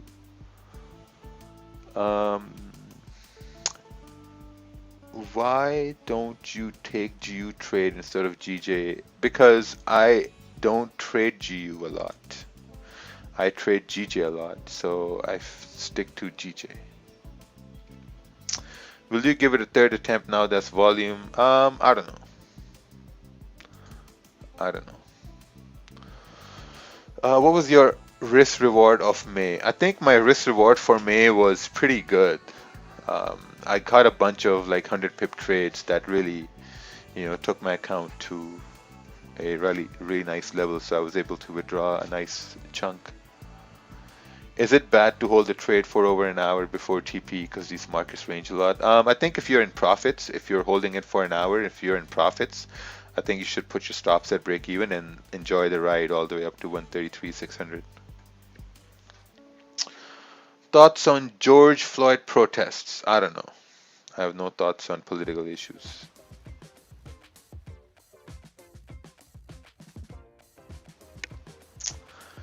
Possible sell on USD CAD. Let's take a look here.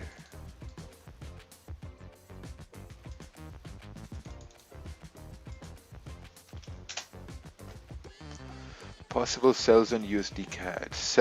Only sell once we break below this low, or sell once it close. Yeah, I think you'll need a break and close below.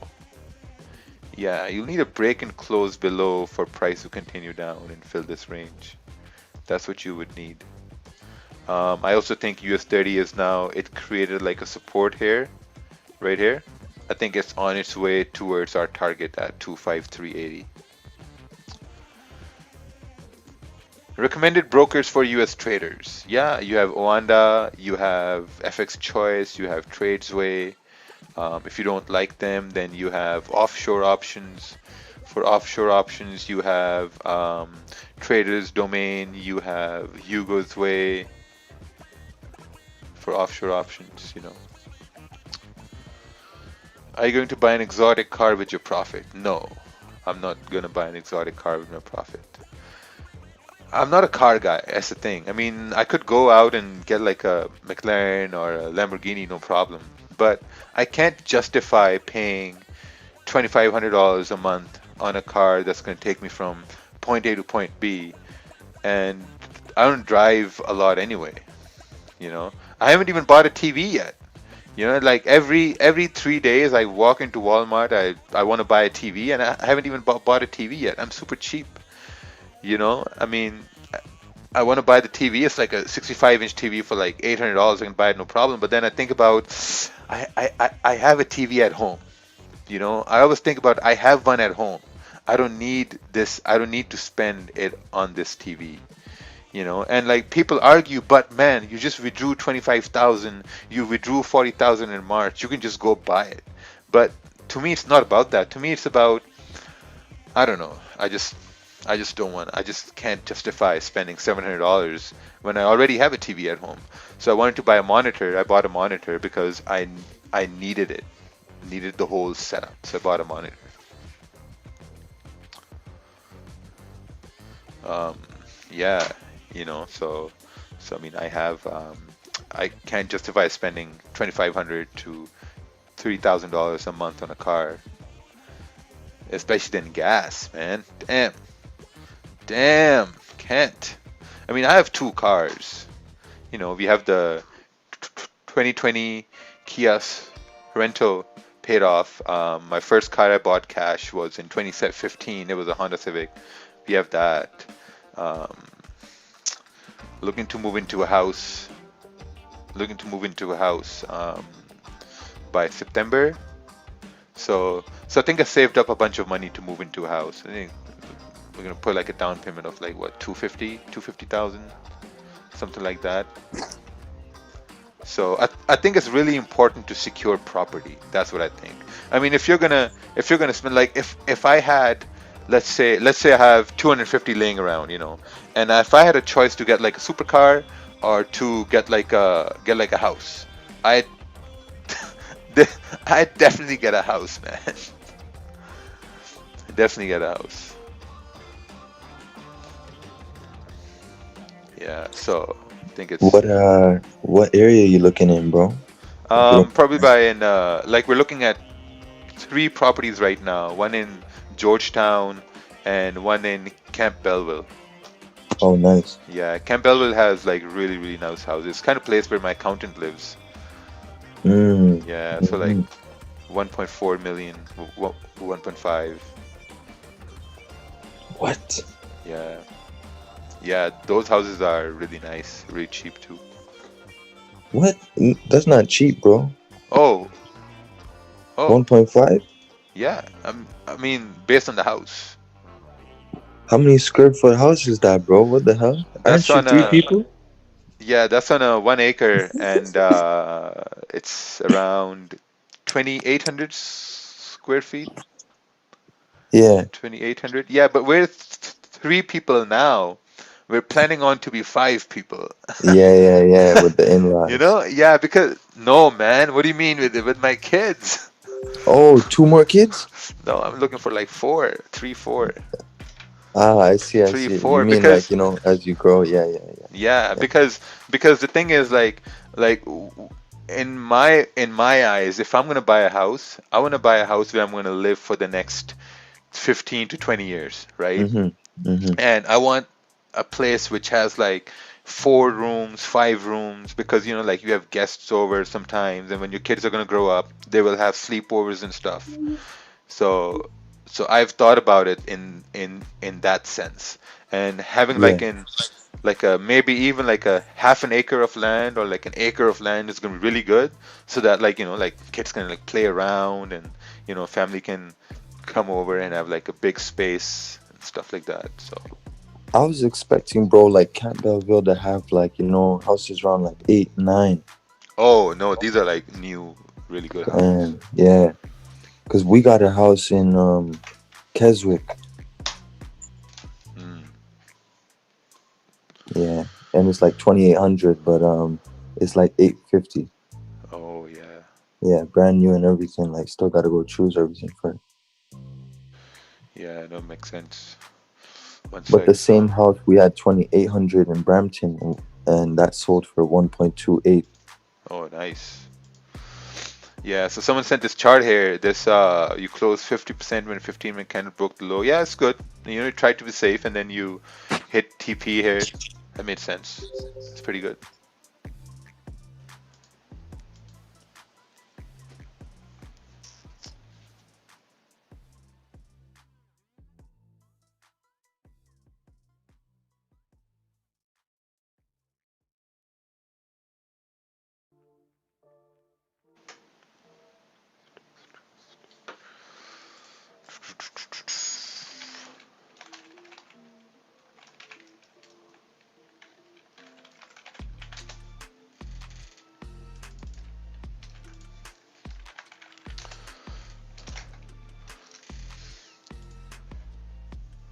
These are the properties here. Oh, RJ is saying Bowmanville's good too. I don't know if you've Bowmanville. seen that. Yeah, it's too far away. Bowmanville is way too far away. But bro, taking like, you'll be saving like a few 100,000. You know what I mean? Yeah, these are the houses here. These houses. Oh, okay, nice, nice.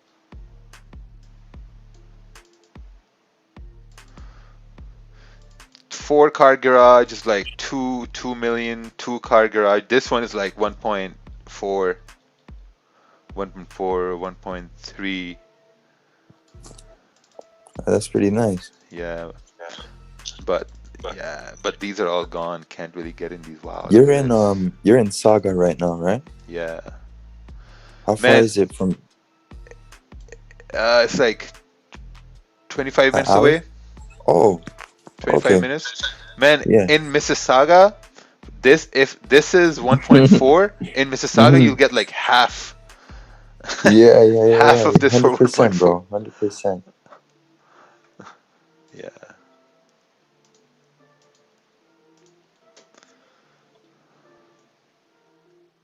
But you're saying it's a brand new house, like still got you like you're making it, right?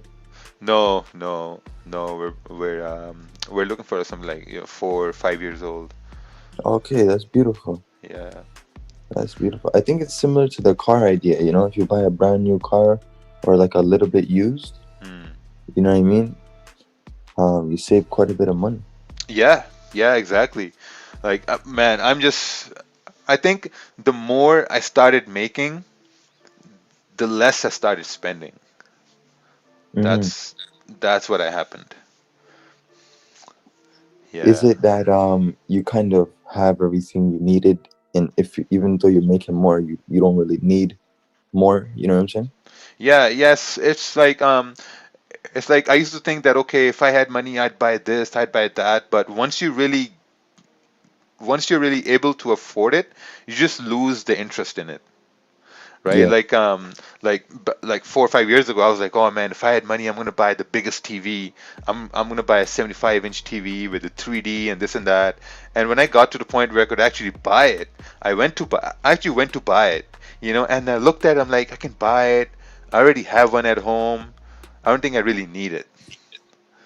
Like at the Hmm. time you really want it, but when you can actually get it, you realize that you want it, you don't really need it. Yeah, yeah. So at that point, I was like, yeah, no, I don't think I didn't think I need it. So it's the same thing with cars, like we needed a family car, we needed like a not like a van, we need like a hatchback, something fast too. So got the V6, and it was like, okay, perfect, get that. After we get a house, I think after we secure the house, then I'll start looking at getting cars. Hmm. Yeah. How do you reward yourself or celebrate your success? I bought a new monitor. That's how I rewarded myself. Personally, bro, for me, I think like functionality over, like if I'm not using something that I'm buying every day, or if I'm never gonna use it, you know what I mean? What's the point of getting it, right? Yeah, exactly. I think it's the best reward when you buy something and you actually use it per the item, like per its lifetime. You know what I mean? For the life that the thing has.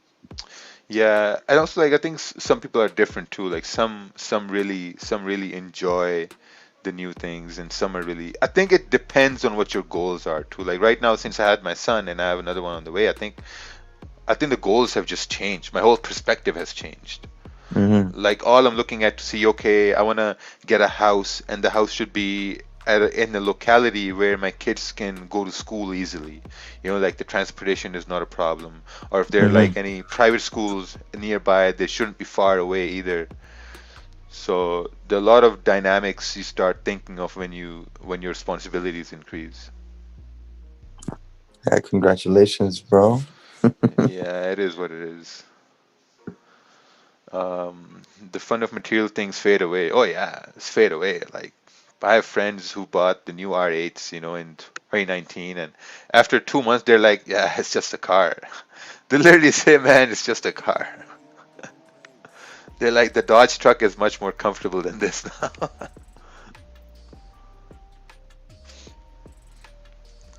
Oh, someone's working on purchasing a plane. Nice. It's pretty good. Get a plane for fly around places. If there are riots, just escape. Book it. I know millionaires who drive old cars and they don't wear designer clothes. Yeah, I mean, um, I have this habit of buying t-shirts, right? I buy like 15 t-shirts every 2 weeks. There's this website. Um, Is it black and white t-shirts, bro, or like design? no, no, no. It's like this website here. So I buy like 15 t-shirts from them, sometimes 10. Depends on the deals they have, right? Sometimes they have a deal for 15, you get each for like $5.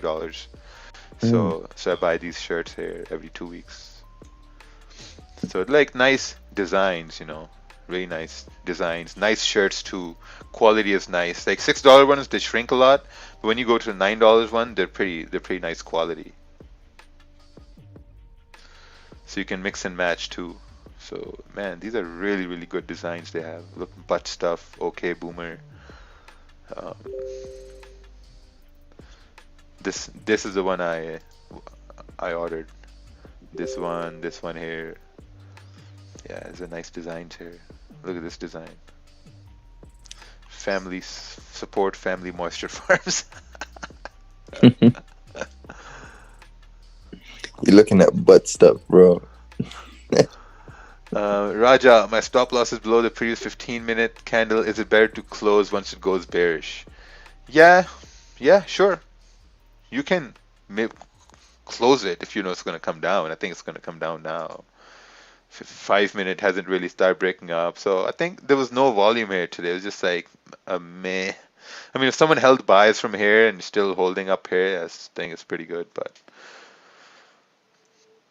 why don't you make Wix Not Lie shirts and wear your own brand all the time? Yeah, I have someone working on that. The thing is, the market fluidity shirts are being made. They're being made, but they're being made for non-profit. I mean, I'm not going to profit anything from those shirts. The shirts they're not going to be highly expensive as well. They're being made from a third party. I don't want to deal with any inventory or any returns, something like that. Nothing. All I just want is the market fluidity name to just really grow and spread, you know. So,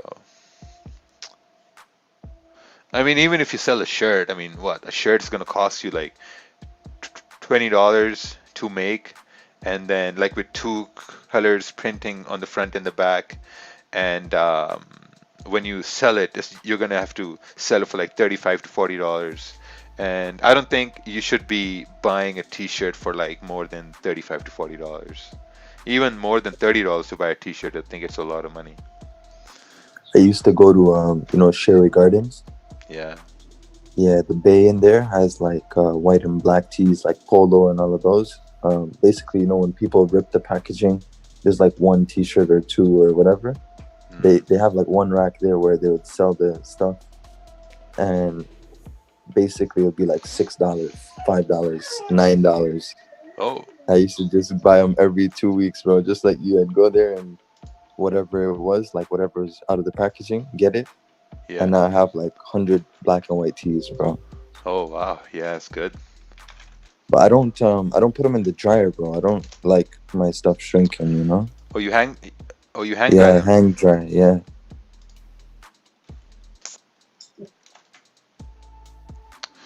Yeah. So I'm gonna show you guys the shirts that we're kind of working on. So this is the design that we're working on.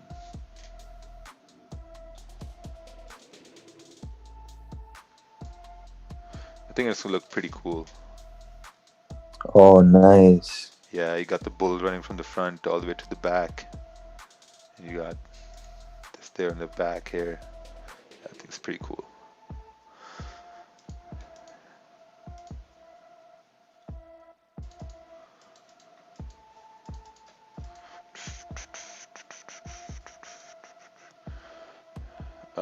Send me your PayPal. No, it's not going to be on my PayPal. It's going to be when it's launched. I'm gonna let everyone know it's launched, and then you guys can go get them.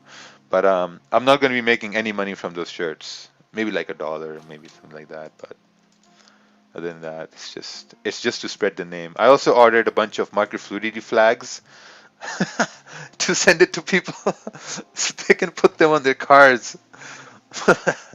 Imagine market fluidity flags. That's wild. Yeah. Flags for protest. Send it to Minneapolis. Hey guys, while you're protesting, run these.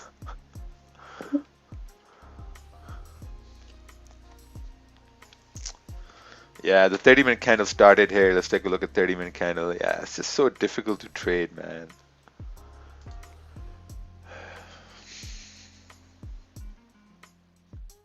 Very difficult to trade. Today was a Today I don't think it was a pretty good day to trade here today. I mean, you had some certain moves, but other than that, it was just like whatever.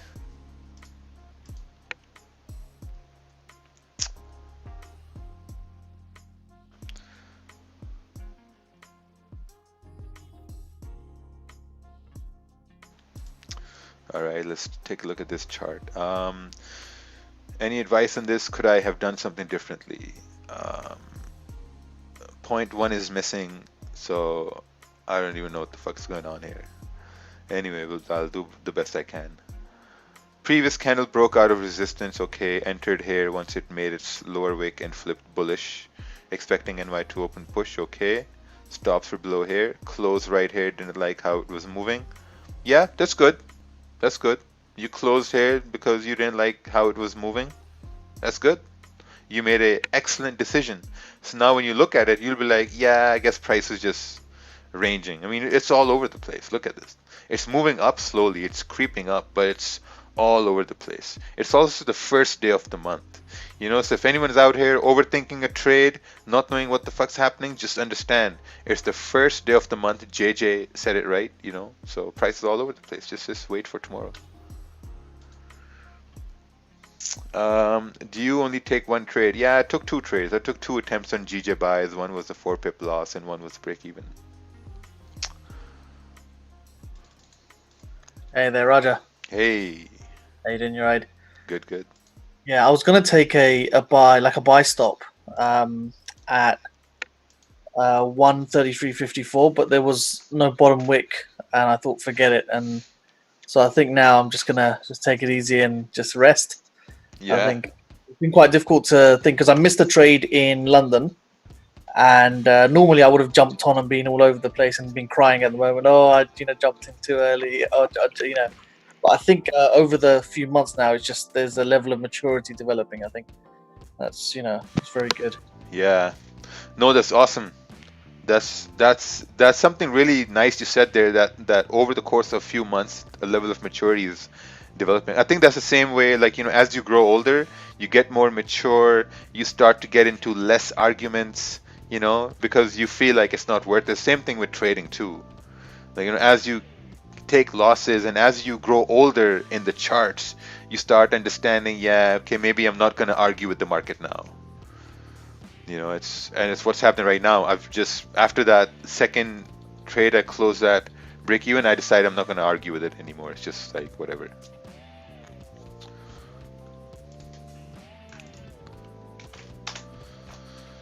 GU 30-minute took this when the candle broke the high of the previous 30-minute candle. You're expecting price to continue moving up. Stop losses below here. So yeah, I think it was good. I think it was a good attempt. So now you're just going to manage your trade here, and if it gets below here, then it is what it is.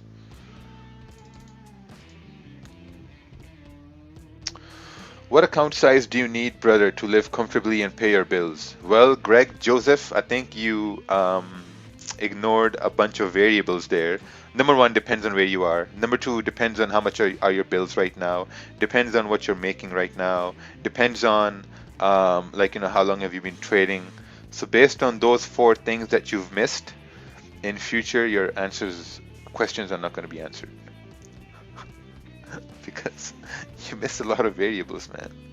If someone was to say, hey man, I live in Canada, my bills are $3,000 a month, my account balance is $10,000. What do I need to do to live comfortably every month just from Forex? So that would have been a very good question.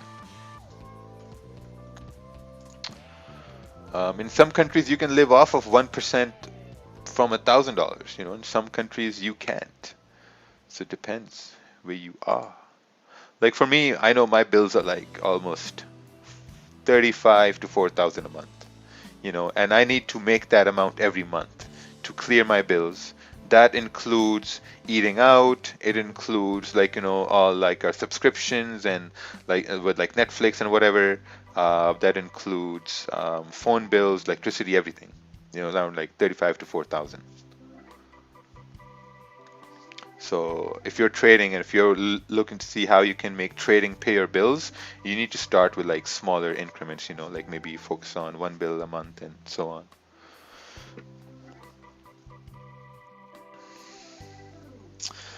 What account size would you keep a month after taking profits to be able to trade 5 lots?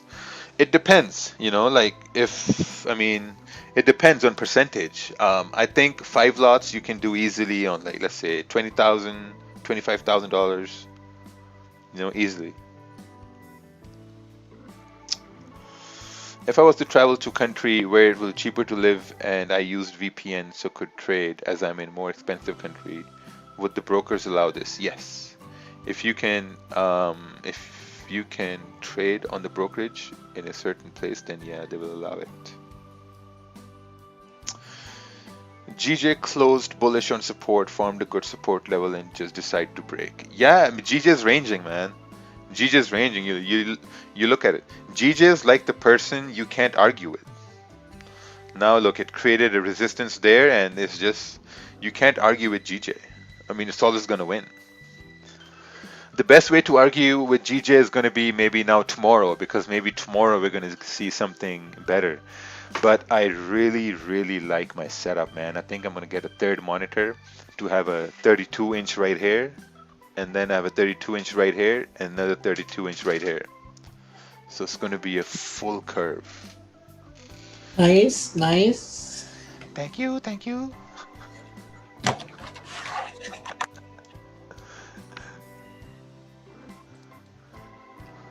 So now if you guys notice here, no one's here today. Monty's here in the background. Kervin's not here today. We got Jose Pinho in a presidential suite there. I think hello. I am here. Sorry. Yeah, Monty's here. But Welcome. I couldn't unmute myself earlier for some reason. Oh. So I had to raise my hand, and I was like that, and you weren't doing nothing. I couldn't see you. Everyone's out rioting. I think Jose is sleeping. Hey! Oh, he's awake. Wake up. He was looking down. Oh, yeah, he was looking down. How's your weekend, dude? You have a nice weekend? Yeah, I had a pretty good weekend. Good. Yeah, Yeah, been a bit rangy this afternoon, right? yeah, it's been ranging here. Not much you can do. Didn't really see anything. US30 came down. Blame the soybeans, man. 32-inch, wouldn't it be too big? Man, once you move to 25, 27-inch, you move to 32, you're like, yeah, this is big. But then you start looking at it, yeah, I need another one. And then you get another one. And then now I know why people keep getting monitors. That's the Because, same as TVs, right? yeah, I started with a laptop and then I got a 27-inch. I'm like, I went to Best Buy once and I saw the 32-inch. I'm like, holy fuck, this is big. I need this. I got it, and then I got another one, and soon I'm gonna get a third one. It Yep. becomes an addiction. That's the thing. It's like I got 127. It's like, oh well, I might as well just have two, so I can get another one next week or next month. Yeah. And it's like, well, I could actually get away with three. You know? Yeah. That new one looks good though, man. That's nice. You definitely need the third one to make the set. It'll look so much better. Yeah, I That's need good. the third one to make a set. Yeah, that's a good excuse to get a new one. I think I might be looking into getting 3 over here, and then 3 on the top. Bruh, come on now. Oh my God, please. You'll You be know? a real, you'll be a real trader then. Like 3 32 inches here, and then 3 32 inches right over there. And then I can trade 10,000 lots. Oh, you can do it for Yeah. the gram. Do it for the gram then. Yeah, exactly. Then I'm gonna be a real profitable trader. You're not even a trader unless you've got 6 screens. Yeah, Oh, looking all over the place. I think the extra screens are so that we don't overtrade, so they'll be monitoring us. Yeah, Yeah. monitoring individual people. Yeah, individual. Excuse me, Chris. No, don't put that trade No. on. I'm watching you. Yeah. Oh, we have a question here.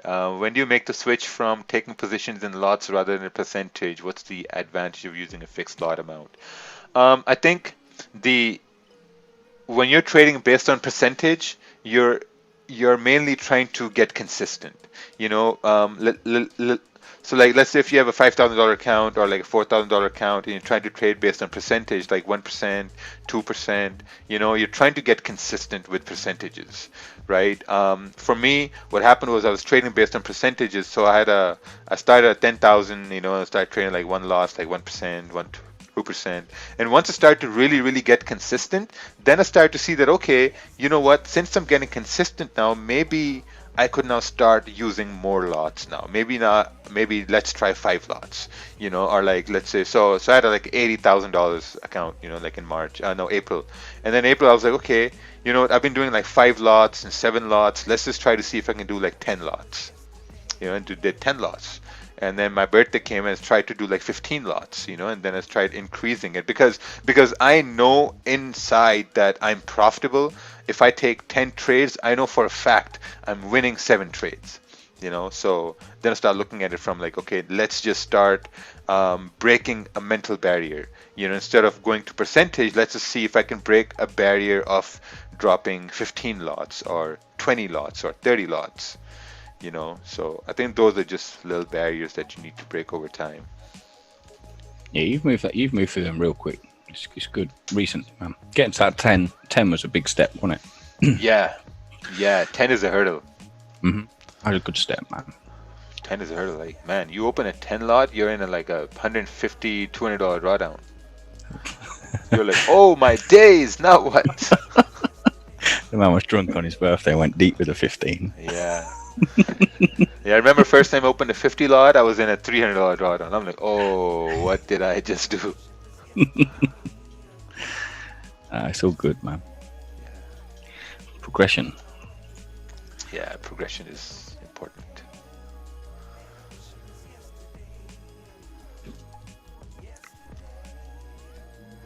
Tell me something about subjects. Subjects like what? Social studies, geography, trigonometry, hypothesis theorem. You know about hypothesis theorem?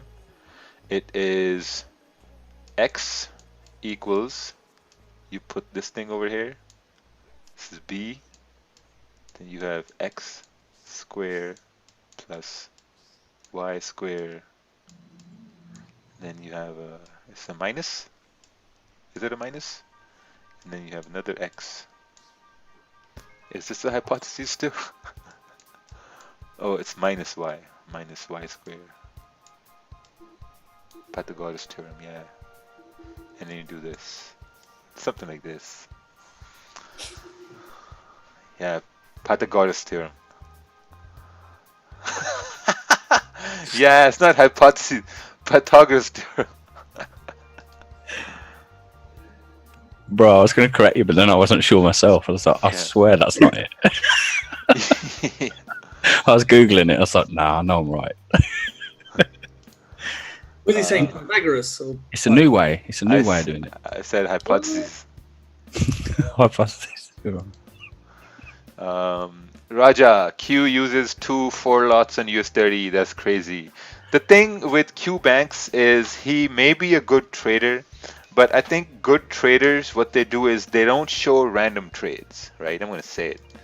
I say what people want to say, but they don't say it. They don't show random trades, you know, like some people on Instagram, you see they show a random chart, they show a random trade. Hey guys, look at this trade I took and I won this trade. That doesn't count. I mean, where are the losses? Where are the losses? No losses? Is everyone just winning all the time? All the time everyone's winning $100,000, $50,000, you know, $500,000. Everyone's just winning all the time. How, man? Doesn't make any sense. Doesn't that make you guys feel like shit? You know, like when you look at Instagram, you're like, oh, this guy's always winning. Why am I always losing? Man, I'd feel like shit. I'd be like, there's something wrong over here. You know, there's something we don't know. There's something that's happening behind the scenes. Random charts, no analysis. I mean, I would give anyone props if they would take a trade and then they would say, hold on, my battery's dying. Yeah. If they would take a trade and they would say, hey guys, I'm taking 4 lots on US30. This is my analysis, and we'll see if this analysis plays out or not. You know, that would be, I would say, okay, this guy's got balls. You know, this guy is putting money where his mouth is, you know, but no, that doesn't happen. What happens is, out of the blue, you see a picture. Hey, look at this trade I took. Doesn't make any sense, man. Trust me. Doesn't make any sense. I mean, this whole industry is very faded. You know, it's a whole facade. And I think the only people that fall into those traps, I think those are just social media traps. They fall into those traps are people who are young. I think a lot of young people fall into those traps. I don't think any older person with a basic intellectual level would fall into that trap, because they would look at the same thing. They'll say, where are the losses? I mean, how come you never take a loss? How come you're always winning? You always think about that. When I signed up with Ted, I had another option to sign up with another guy. He was driving a gold Lamborghini, you know, and I was just thinking about it. I'm like thinking, man, this guy's driving a gold Lamborghini and he's never showing losses. He's never losing. He's 22 years old. Of course, I want to be like the guy, you know, like I'm 28 and the guy's 21, 22. I want to be like him. You know, I want to live in a nice penthouse, but there's something off. There's something doesn't make any sense. You know, and then I saw this other guy, Ted. He was like losing money. Yeah, it was Nino. Money with Nino. That guy went to jail for prostitution. Then there was Ted, and this guy was showing losses and answering my questions, and I'm like, okay, this makes much more sense. So I went with him, and honestly, I've only paid one person for mentorship, for education, and that was Ted. I never paid anyone else. Never paid anyone else, because I knew that I have the tools at my disposal. I know exactly what to do. I have this guy. If I message him, he responds back to me. You know, he answers my question. Even if that response takes 6-7 hours, he does respond to me in the same day. You know, so I think this is a good place to start. And look at me now. Look at me now. We're printing paper. But it took that time, you know, like it took like, yeah, it took a lot of time, a lot of losses, a lot of like learning, and yeah. I think there's you know like Pavlov's dogs. Have you heard of Pavlov's dogs? Yeah. So what happens is that they show those things and everybody starts salivating. You know, on Instagram, everybody's like, yeah, I want a piece of that. Yeah. That's the advertising thing. People just start showing the wins, and a load of people start salivating, and whatever they get you to sell is a hook, line, and sinker, and that's it. Yeah, yeah, it's pretty off. I think this is why in my industry I call trading and the social forex education my industry, because I'm a big part of it. I think this is why my industry is going to get a lot of regulations because of people like that. Like signals, and like just like bad bad mentorships, bad brokers startups, like a lot of, especially these funded accounts as well. Like, this is why we'll get a lot of regulations in future. Because think about it, the only reason EU and the US got regulations with terms of leverage was that people were losing money. And when people start losing money, the governments have to oversee that. They're like, okay, why are these people losing money? Why are there so many complaints? And when you get a lot of complaints, that's when regulations start to come in. You're like, okay, well, we have complaints. These are the new rules you have to follow. And when these funding companies start up, and then once people really start looking into see that, okay, this is just a profit business where most people are actually losing, guess what's going to happen? More regulations are going to come in. More countries are going to regulate brokers, and it's just going to be bad for everybody. This is why I'm really against this facade, where people get trapped in. But, it is what it is. Would you say the biggest trait to succeed in trading would be the drive to power through the bad times? I think what's going to be more important is not going to be the drive to power through the bad times. It's really knowing that what mistakes you're doing. Like a lot of people, they blame themselves. They're like, I'm not a good trader. You're a good trader. Everyone in my group I have, or in some other groups or whatever, you all have really, really good analysis, because I hear a lot of times people say that, hey man, I got stopped out, but my analysis played out. Like most times your analysis play out, but you get stopped out too early, you enter too early, you exit too early, or you enter too late, but your analysis plays out. So you have to see, how could you have taken a better entry? How could you have taken an entry for like a winning trade? And when you start to look at things in that perspective, then you start to understand more things. Because, if you always look at the fact that, oh yeah, market is against me, this and that, why always me, then you get nowhere. Now you're playing the blame game.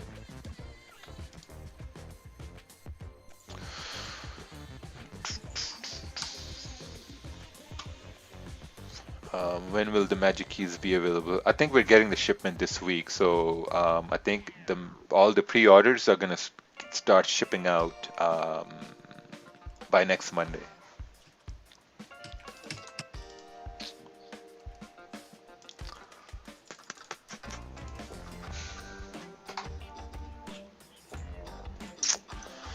Oh, what's this? The price broke the low support to another daily support and now retested the first support. I'm waiting for a bearish candle in its broken support to take a sell. Makes sense, makes sense. Did you hear about the guy that shorted the stock market with 27 million and made 2 billion from Corona? Yeah, I think that was that guy, Bill Ackman, right? No. Bill Ackman is something else. I think that's the movie. That's the. Oh, yeah, it was Bill It Ackman. is. Nice. I can.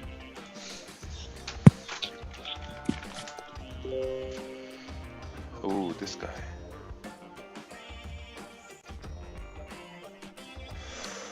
Man, if you look, people got balls in the world.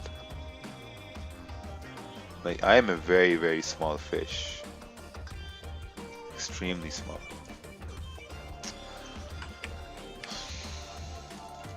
Manage this trade on US30. I trade, love taking L's. Beautiful. Let's take a look at this L here. Stop loss under here. Good. Mistake was that I got in when the 15-minute candle still had 8 minutes left. Yeah, so I think you should have exited when this candle closed like this. It closed like a very weak body. So these are learnings that you do, right? Like if you got stopped out after this candle, then you can look back and say, well, maybe this candle was a weak bullish candle, which is why it never went up. So when this happens the next time and you see it, you'll be more cautious about it.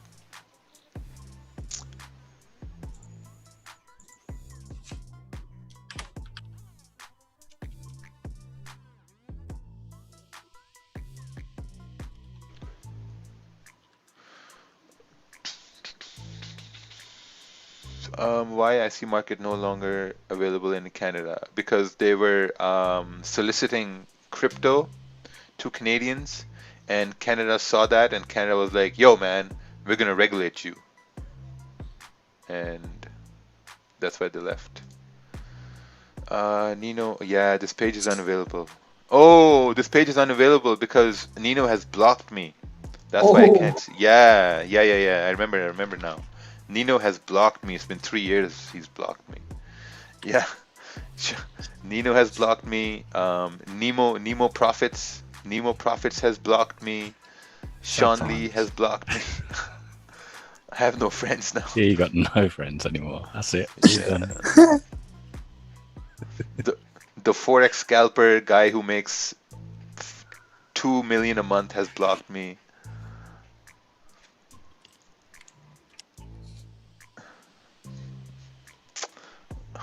What are your thoughts on the current two dojis on the 1 hour on gold? Let's take a look here.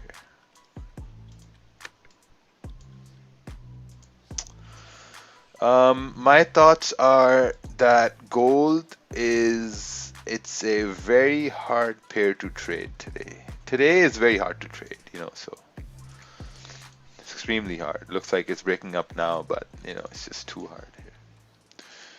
Why you think trend lines are not reliable? I don't think trend lines are not reliable. I just don't use them.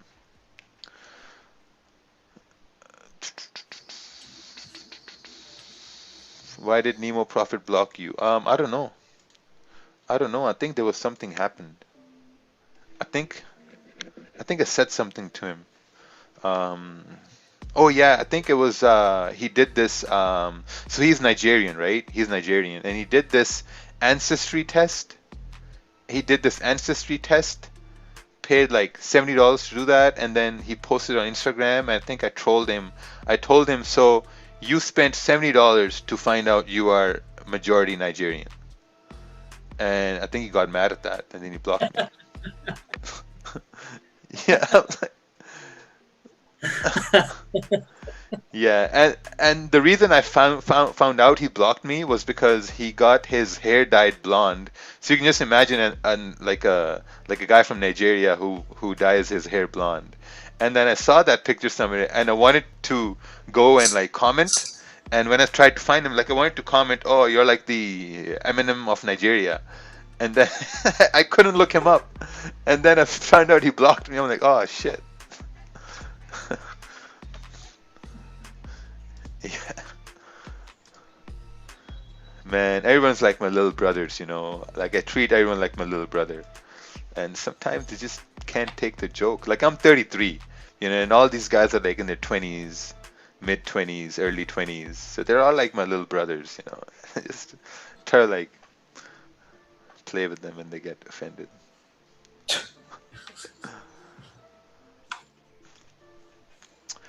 Anyone know how to do two things on separate monitors? Trying to struggling here, a bit off topic. Yeah, I think you can YouTube that. What are your thoughts on the current two dojis on the 1 hour? Yeah, my thoughts are they're basically very hard to trade. I think you need to send a chart displaying what you think is going to happen. I think GJ is now going to continue going up. Whoa, so now.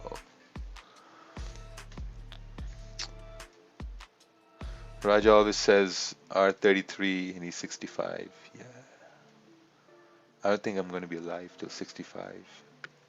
But I've talked to some people who are in their 60s, like my dad. My dad said, "Oh yeah, I'm super young right now." So, what happened with your best student, Rakeel? He manages my social media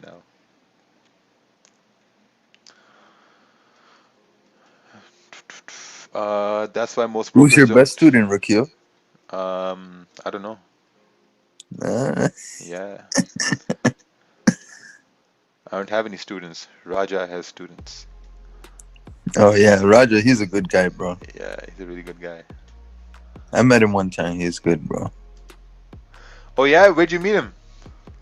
I met him in the boot camp, bro, Chicago. Oh, Chicago. Man, Chicago was never going back to Chicago. Yeah, yeah. It was cold and dry and shitty and Yeah, but Roger's big guy, bro. He is like that guy. He's bigger than I thought in person. You know, he's yeah. 7 foot guy, bro. I thought he's an NBA player. Yeah, that's what people say when they meet Raj. They're like, "Oh shit, you're bigger than we thought."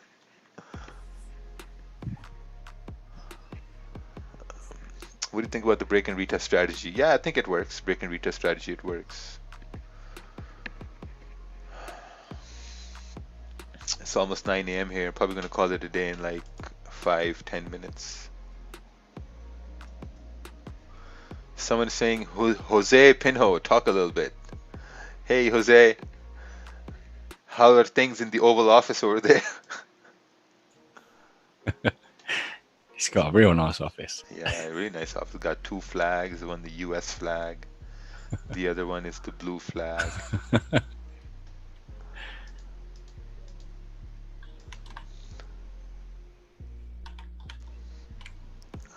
Funny thing, it seems like there's a trend line that held GJ to the upside for now.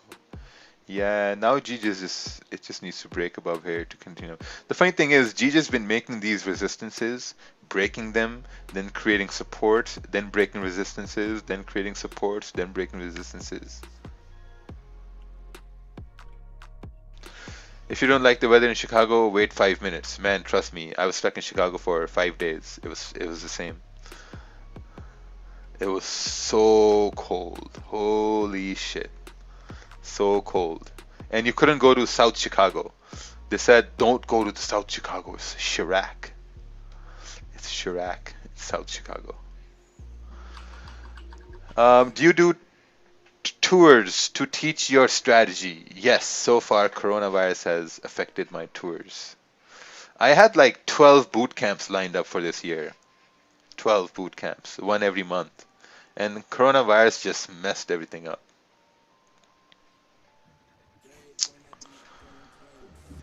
You doing London in July? Yeah, it's still on the go. Um, just waiting on a few things. I mean, the hotel is opening on the 10th June, but the government requirement says that if you come in the UK now, you're gonna have to go into a 2-week quarantine. Oh, I thought they were just discussing that. I'm not sure it's actually necessary. Yeah, just want to be safe, you know. I don't want to come there for 4 days and find out I have to stay there for 2 weeks.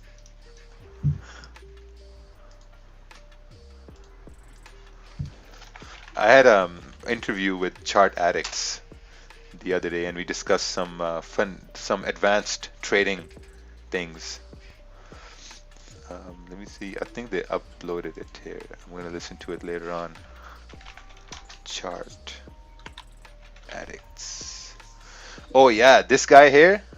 This guy, Graham Stephen. This guy is super. I mean, I'm really impressed with this guy. This guy makes 130, 140,000 a month, and super cheap. This guy, super cheap. Saves money, invests money. Yeah, this is it. This podcast right here. From years of live streams to multiple 5-figure days. That's true. Years of live stream. 2 years to be exact.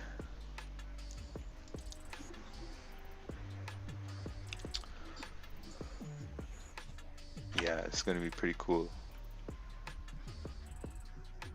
Oh, they put my website in there too. Nice.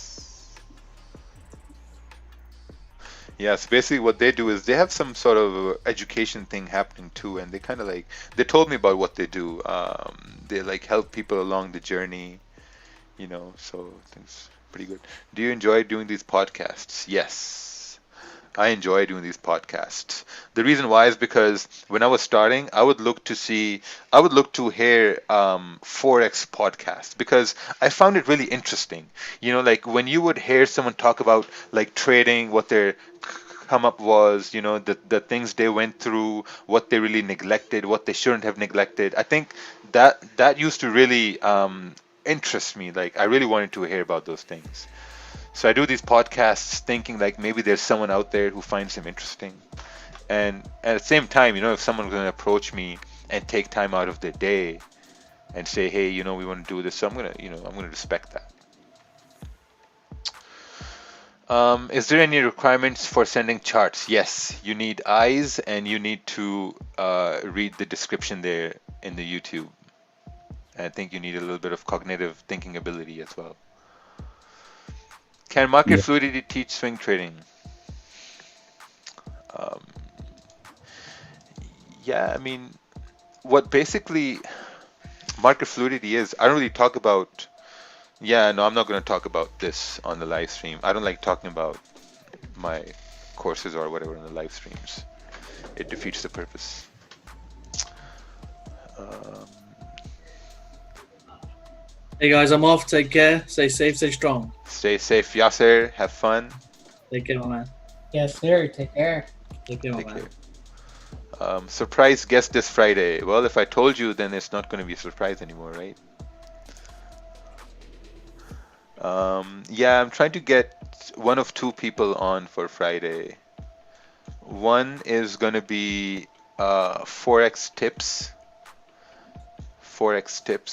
and the other person I'm trying to get on is going to be.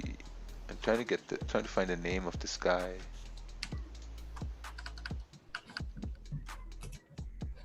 His name is.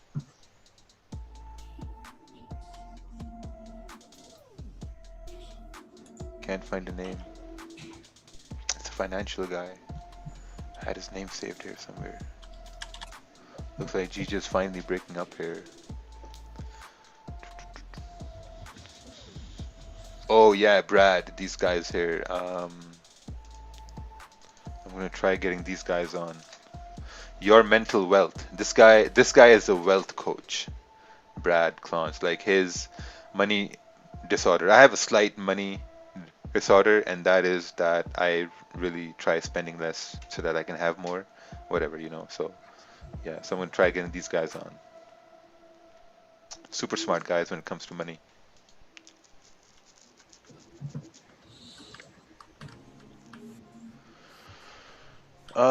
Not to be rude, but I've sent two already. I guess they haven't come through. Yeah, I don't think they came through.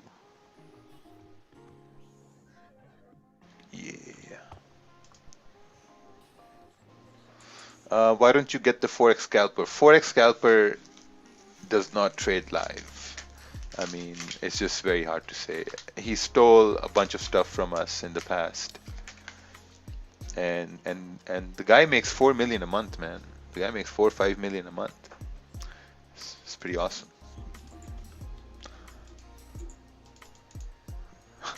Obviously, it's not real. GJ 1 hour. GJ 1 hour. Yeah, I mean, where's this take profit, man? I mean, it's at 134. Yeah, sure. It's gonna get there. When do the markets start slow down?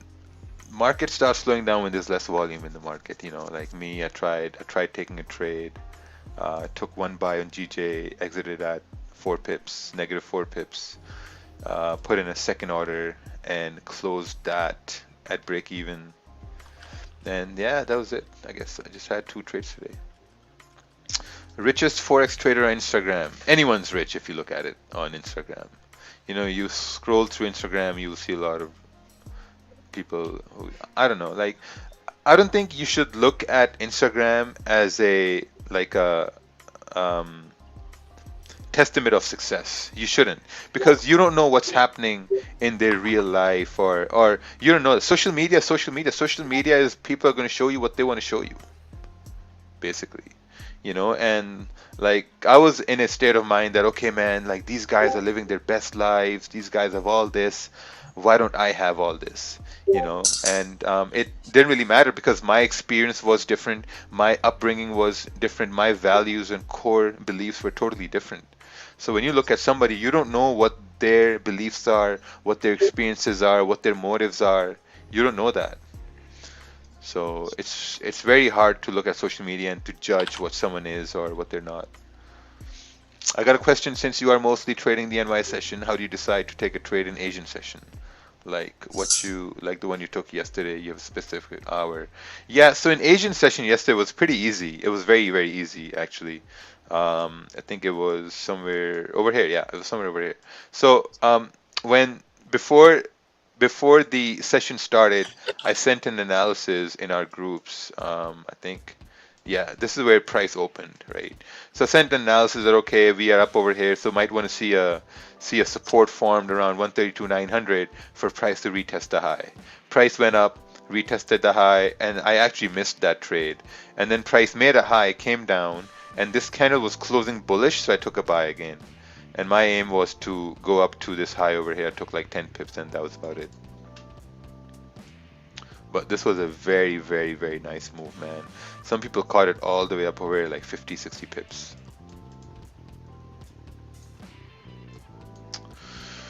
A lot of those deep-rooted self-esteem issues. Yeah, I think a lot of people have a lot of self-esteem issues. I mean, if you look at closely when people talk about, oh, I have 50,000 followers. Wow, I have 100,000 followers, or I have 140,000 followers. They all follow me. This and that. Those are deep-rooted issues where I think you weren't given special treatment when you were as a child. So when you see all this fame, it gets to you. You're like, oh yeah, perfect. I'm famous now. So that kind of affects you a lot. I know some people who are extremely, I don't know, and let's not get into that. I know a lot of things. Might be giving out some secrets. One thing with me is I unintentionally give information that I don't want to give. So I have to really stop myself sometimes. What was the procedure of adding your analysis? What was the procedure of adding in your analysis group?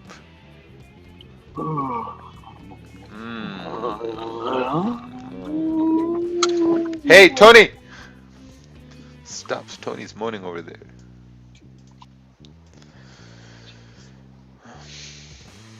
Yeah, so... Yeah, from 8th of June, Raja, the quarantine things applies. Yeah, quarantine is going very strong here, man. 14 days self-isolating quarantine in UK if you enter from the 8th of June. Oh yeah, exactly. So that's why that's on hold right now.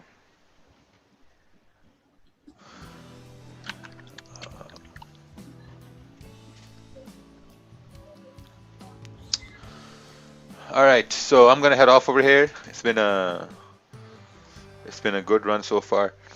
Cheers, buddy. Oh, we got Peace, Jose brother. here. Jose has got his headphones now. Finally, we're gonna hear him speak. Da-da-da. From the White House. Yeah, all Yeah. right. Okay, we got the spaceship headphones on. Come on. The mic is gonna go off of mute. Like a lot of guys on YouTube are wondering, why isn't Jose speaking? Hello. Hey, welcome. How are you? Good. Long time listener, first time caller. Yeah. I was getting the balls to talk, Oh yeah, It's not easy. Yeah, it's different. Yeah, but it's okay. Yeah, So I just want to share some little thing, okay? yeah. As I told you on private, this is like my 6th year on Forex, and I'm going to be honest, I never had a solid profit that I could make a living from that. It's the most transparency that I can have. But with the time, I was just learning who to trust, because you talked about that earlier, and what to study, because the more things that I was studying, the more complicated my life in Forex started, you know. So right now it's not about the course, but how the things are explained, and the simple things that I can learn is the best thing to trade, you know. Support and resistance, then the breakouts, then the candles. So it's the most simple things that we can learn. Just to share for the guys that are starting in Forex, that don't go look for something that is very complicated or has the high price of the courses, you know. Just, and I'm not doing any publicity on or marketing on the Weeks Don't Lie, but this is probably the thing that I'm studying, and I'm seeing the things to happen according to what I'm studying, and it happens all over and over and over again, you know. Just to have the congrats to the Raja and the people that are behind this hard work. And I'm taking the course that are on database. So this is the most effective strategy that I learned in these past years, you know. Yeah, I think when I first started too, I started with very simple things. I started with, you know, support resistance. I was making money here and there. But then things started getting bad when I started learning more things. So you're right. You're right. Like, you know, like I started learning, you know, like Fibonacci's and harmonics and Bollinger Bands. And I thought Yeah, that, hey, I need to learn this to make money. And it was so much information and confusion at one point. And man, like I would say that how come I'm learning more, but I'm losing even more, you know? yeah. It's actually what I felt, you know. Yeah. And I lost a lot of money, only not only with the accounts, the blowing accounts, but also with the people that I was supposed to be mentor, you know, and supposed to be managing account for me.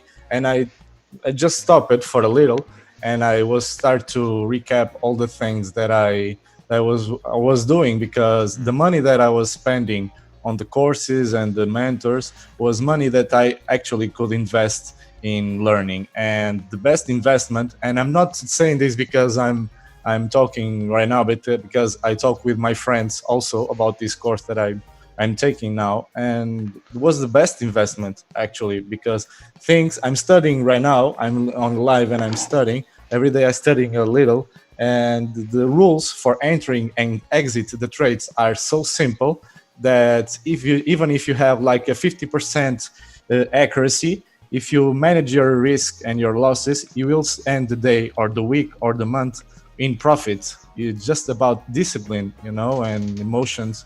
But emotions are just cut when you start to learn and have confidence, and that's what I'm gaining right now, you know. Yeah, no, that's right. I think like simplicity works everywhere. Mm-hmm. Simplicity, like in, I say like if you have very simple rules in life and you just put those same rules in trading, it's just going to be very easy. Like, you know, simple life, it's fun. Simple trading, simple rules. You just got to wait a little longer, you know, Yeah, but and actually I'm starting to enjoy Forex, and it took 5 years, you know. yeah, Yeah, yeah, because in first it's just frustration, you know? yeah. Frustration. I think so. So like, where's the most enjoyment coming from? Is it like waiting for candles or anticipating something? I'm enjoying, because today I took two trades. I had a first trade that I took was I was in profit. I closed in profit, but I closed earlier. But I managed my trade, and the second one was a loss. But still the loss was very little, and like 2 months ago my loss would be like 100 euros, and today it was only 9 euros. You know, so I'm Oh very shit. happy. That's Yeah. the most important. Yeah, it's pretty good. Yeah, I think once you really start focusing on how to keep losses small, because one of the main reason people lose big amounts is because their losses are too big. You know, Yeah, they focus on keeping winners big, but they don't focus on keeping losses small. exactly. Yeah, so yeah, I think I had And to do. Yeah, go ahead.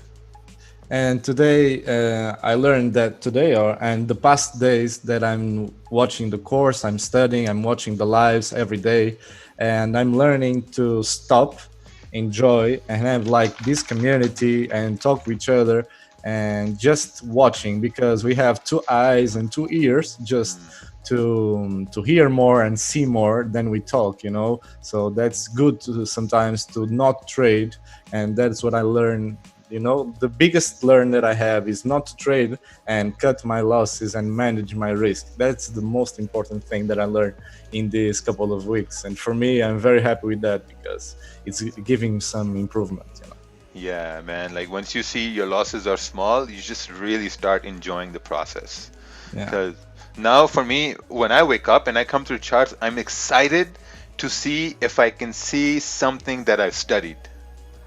Yeah. And, Yeah. and if I see it, I'm going to take a trade on it, and it's going to be profits, and this is going to be, yes, it worked.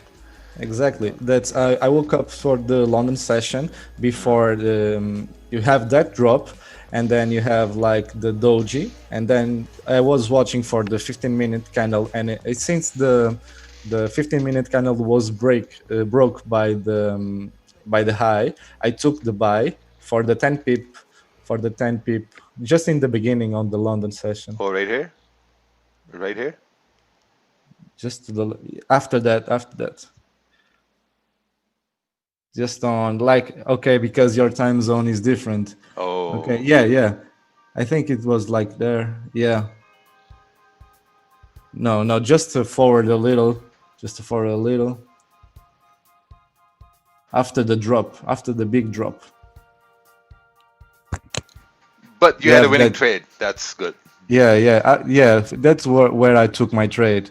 You see, the 15-minute was broken, and then I took the trade for the 10 pip. Okay, nice. Yeah, no, it's pretty good, man. It's pretty good. I think what I've noticed that price will always give you at least 10 to 12 pips before it starts retracing. That's why I'm exciting, because if I make 10 pips every day, I can manage to pay some bill on the end of the week, you know. So yeah, that's very easy. And actually, I'm very happy because in this time we have like this coronavirus affecting all economy, and this is the best thing to enter now. This is the best time to enter now to start making some extra money. If you are consistent, I am very happy to know that someday I will quit my job and I'm going to dedicate 100% to the Forex market. But this took me 6 years. You know, sometimes people take less, sometimes people take more time. But if you are consistent and you make these rules, you know, just it's going to happen. It's going to happen. Believe me, it's going to happen. Yeah, exactly. You just got to make sure you don't take a bigger loss, because that just sets you back. You know, like if you move forward 5 steps, one big loss is going to move you back 5 steps.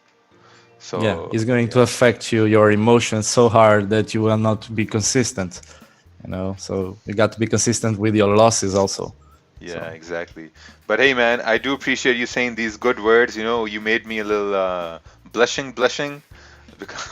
No, just the truth. I'm an honest guy. You know, I took the Forex Scalper course like 3 months ago. One more course that I bought it, and it's I think it's a good course. Every course could be good, you know, but I'm not saying this is a bad trader or no, but actually this is the most important course that I took, because it's showing the things that happens, and you show the things with some transparency that okay, I want to give a shot to this guy, and believe me, this was the best thing that I did in Forex market actually. Thank you, man. Thank you. I really appreciate it. I appreciate your work too. Okay. Thank you.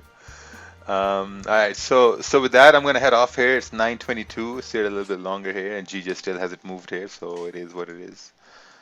I'm going to enjoy my day also. All right. Perfect. Take care, everyone. Take care. Thank you.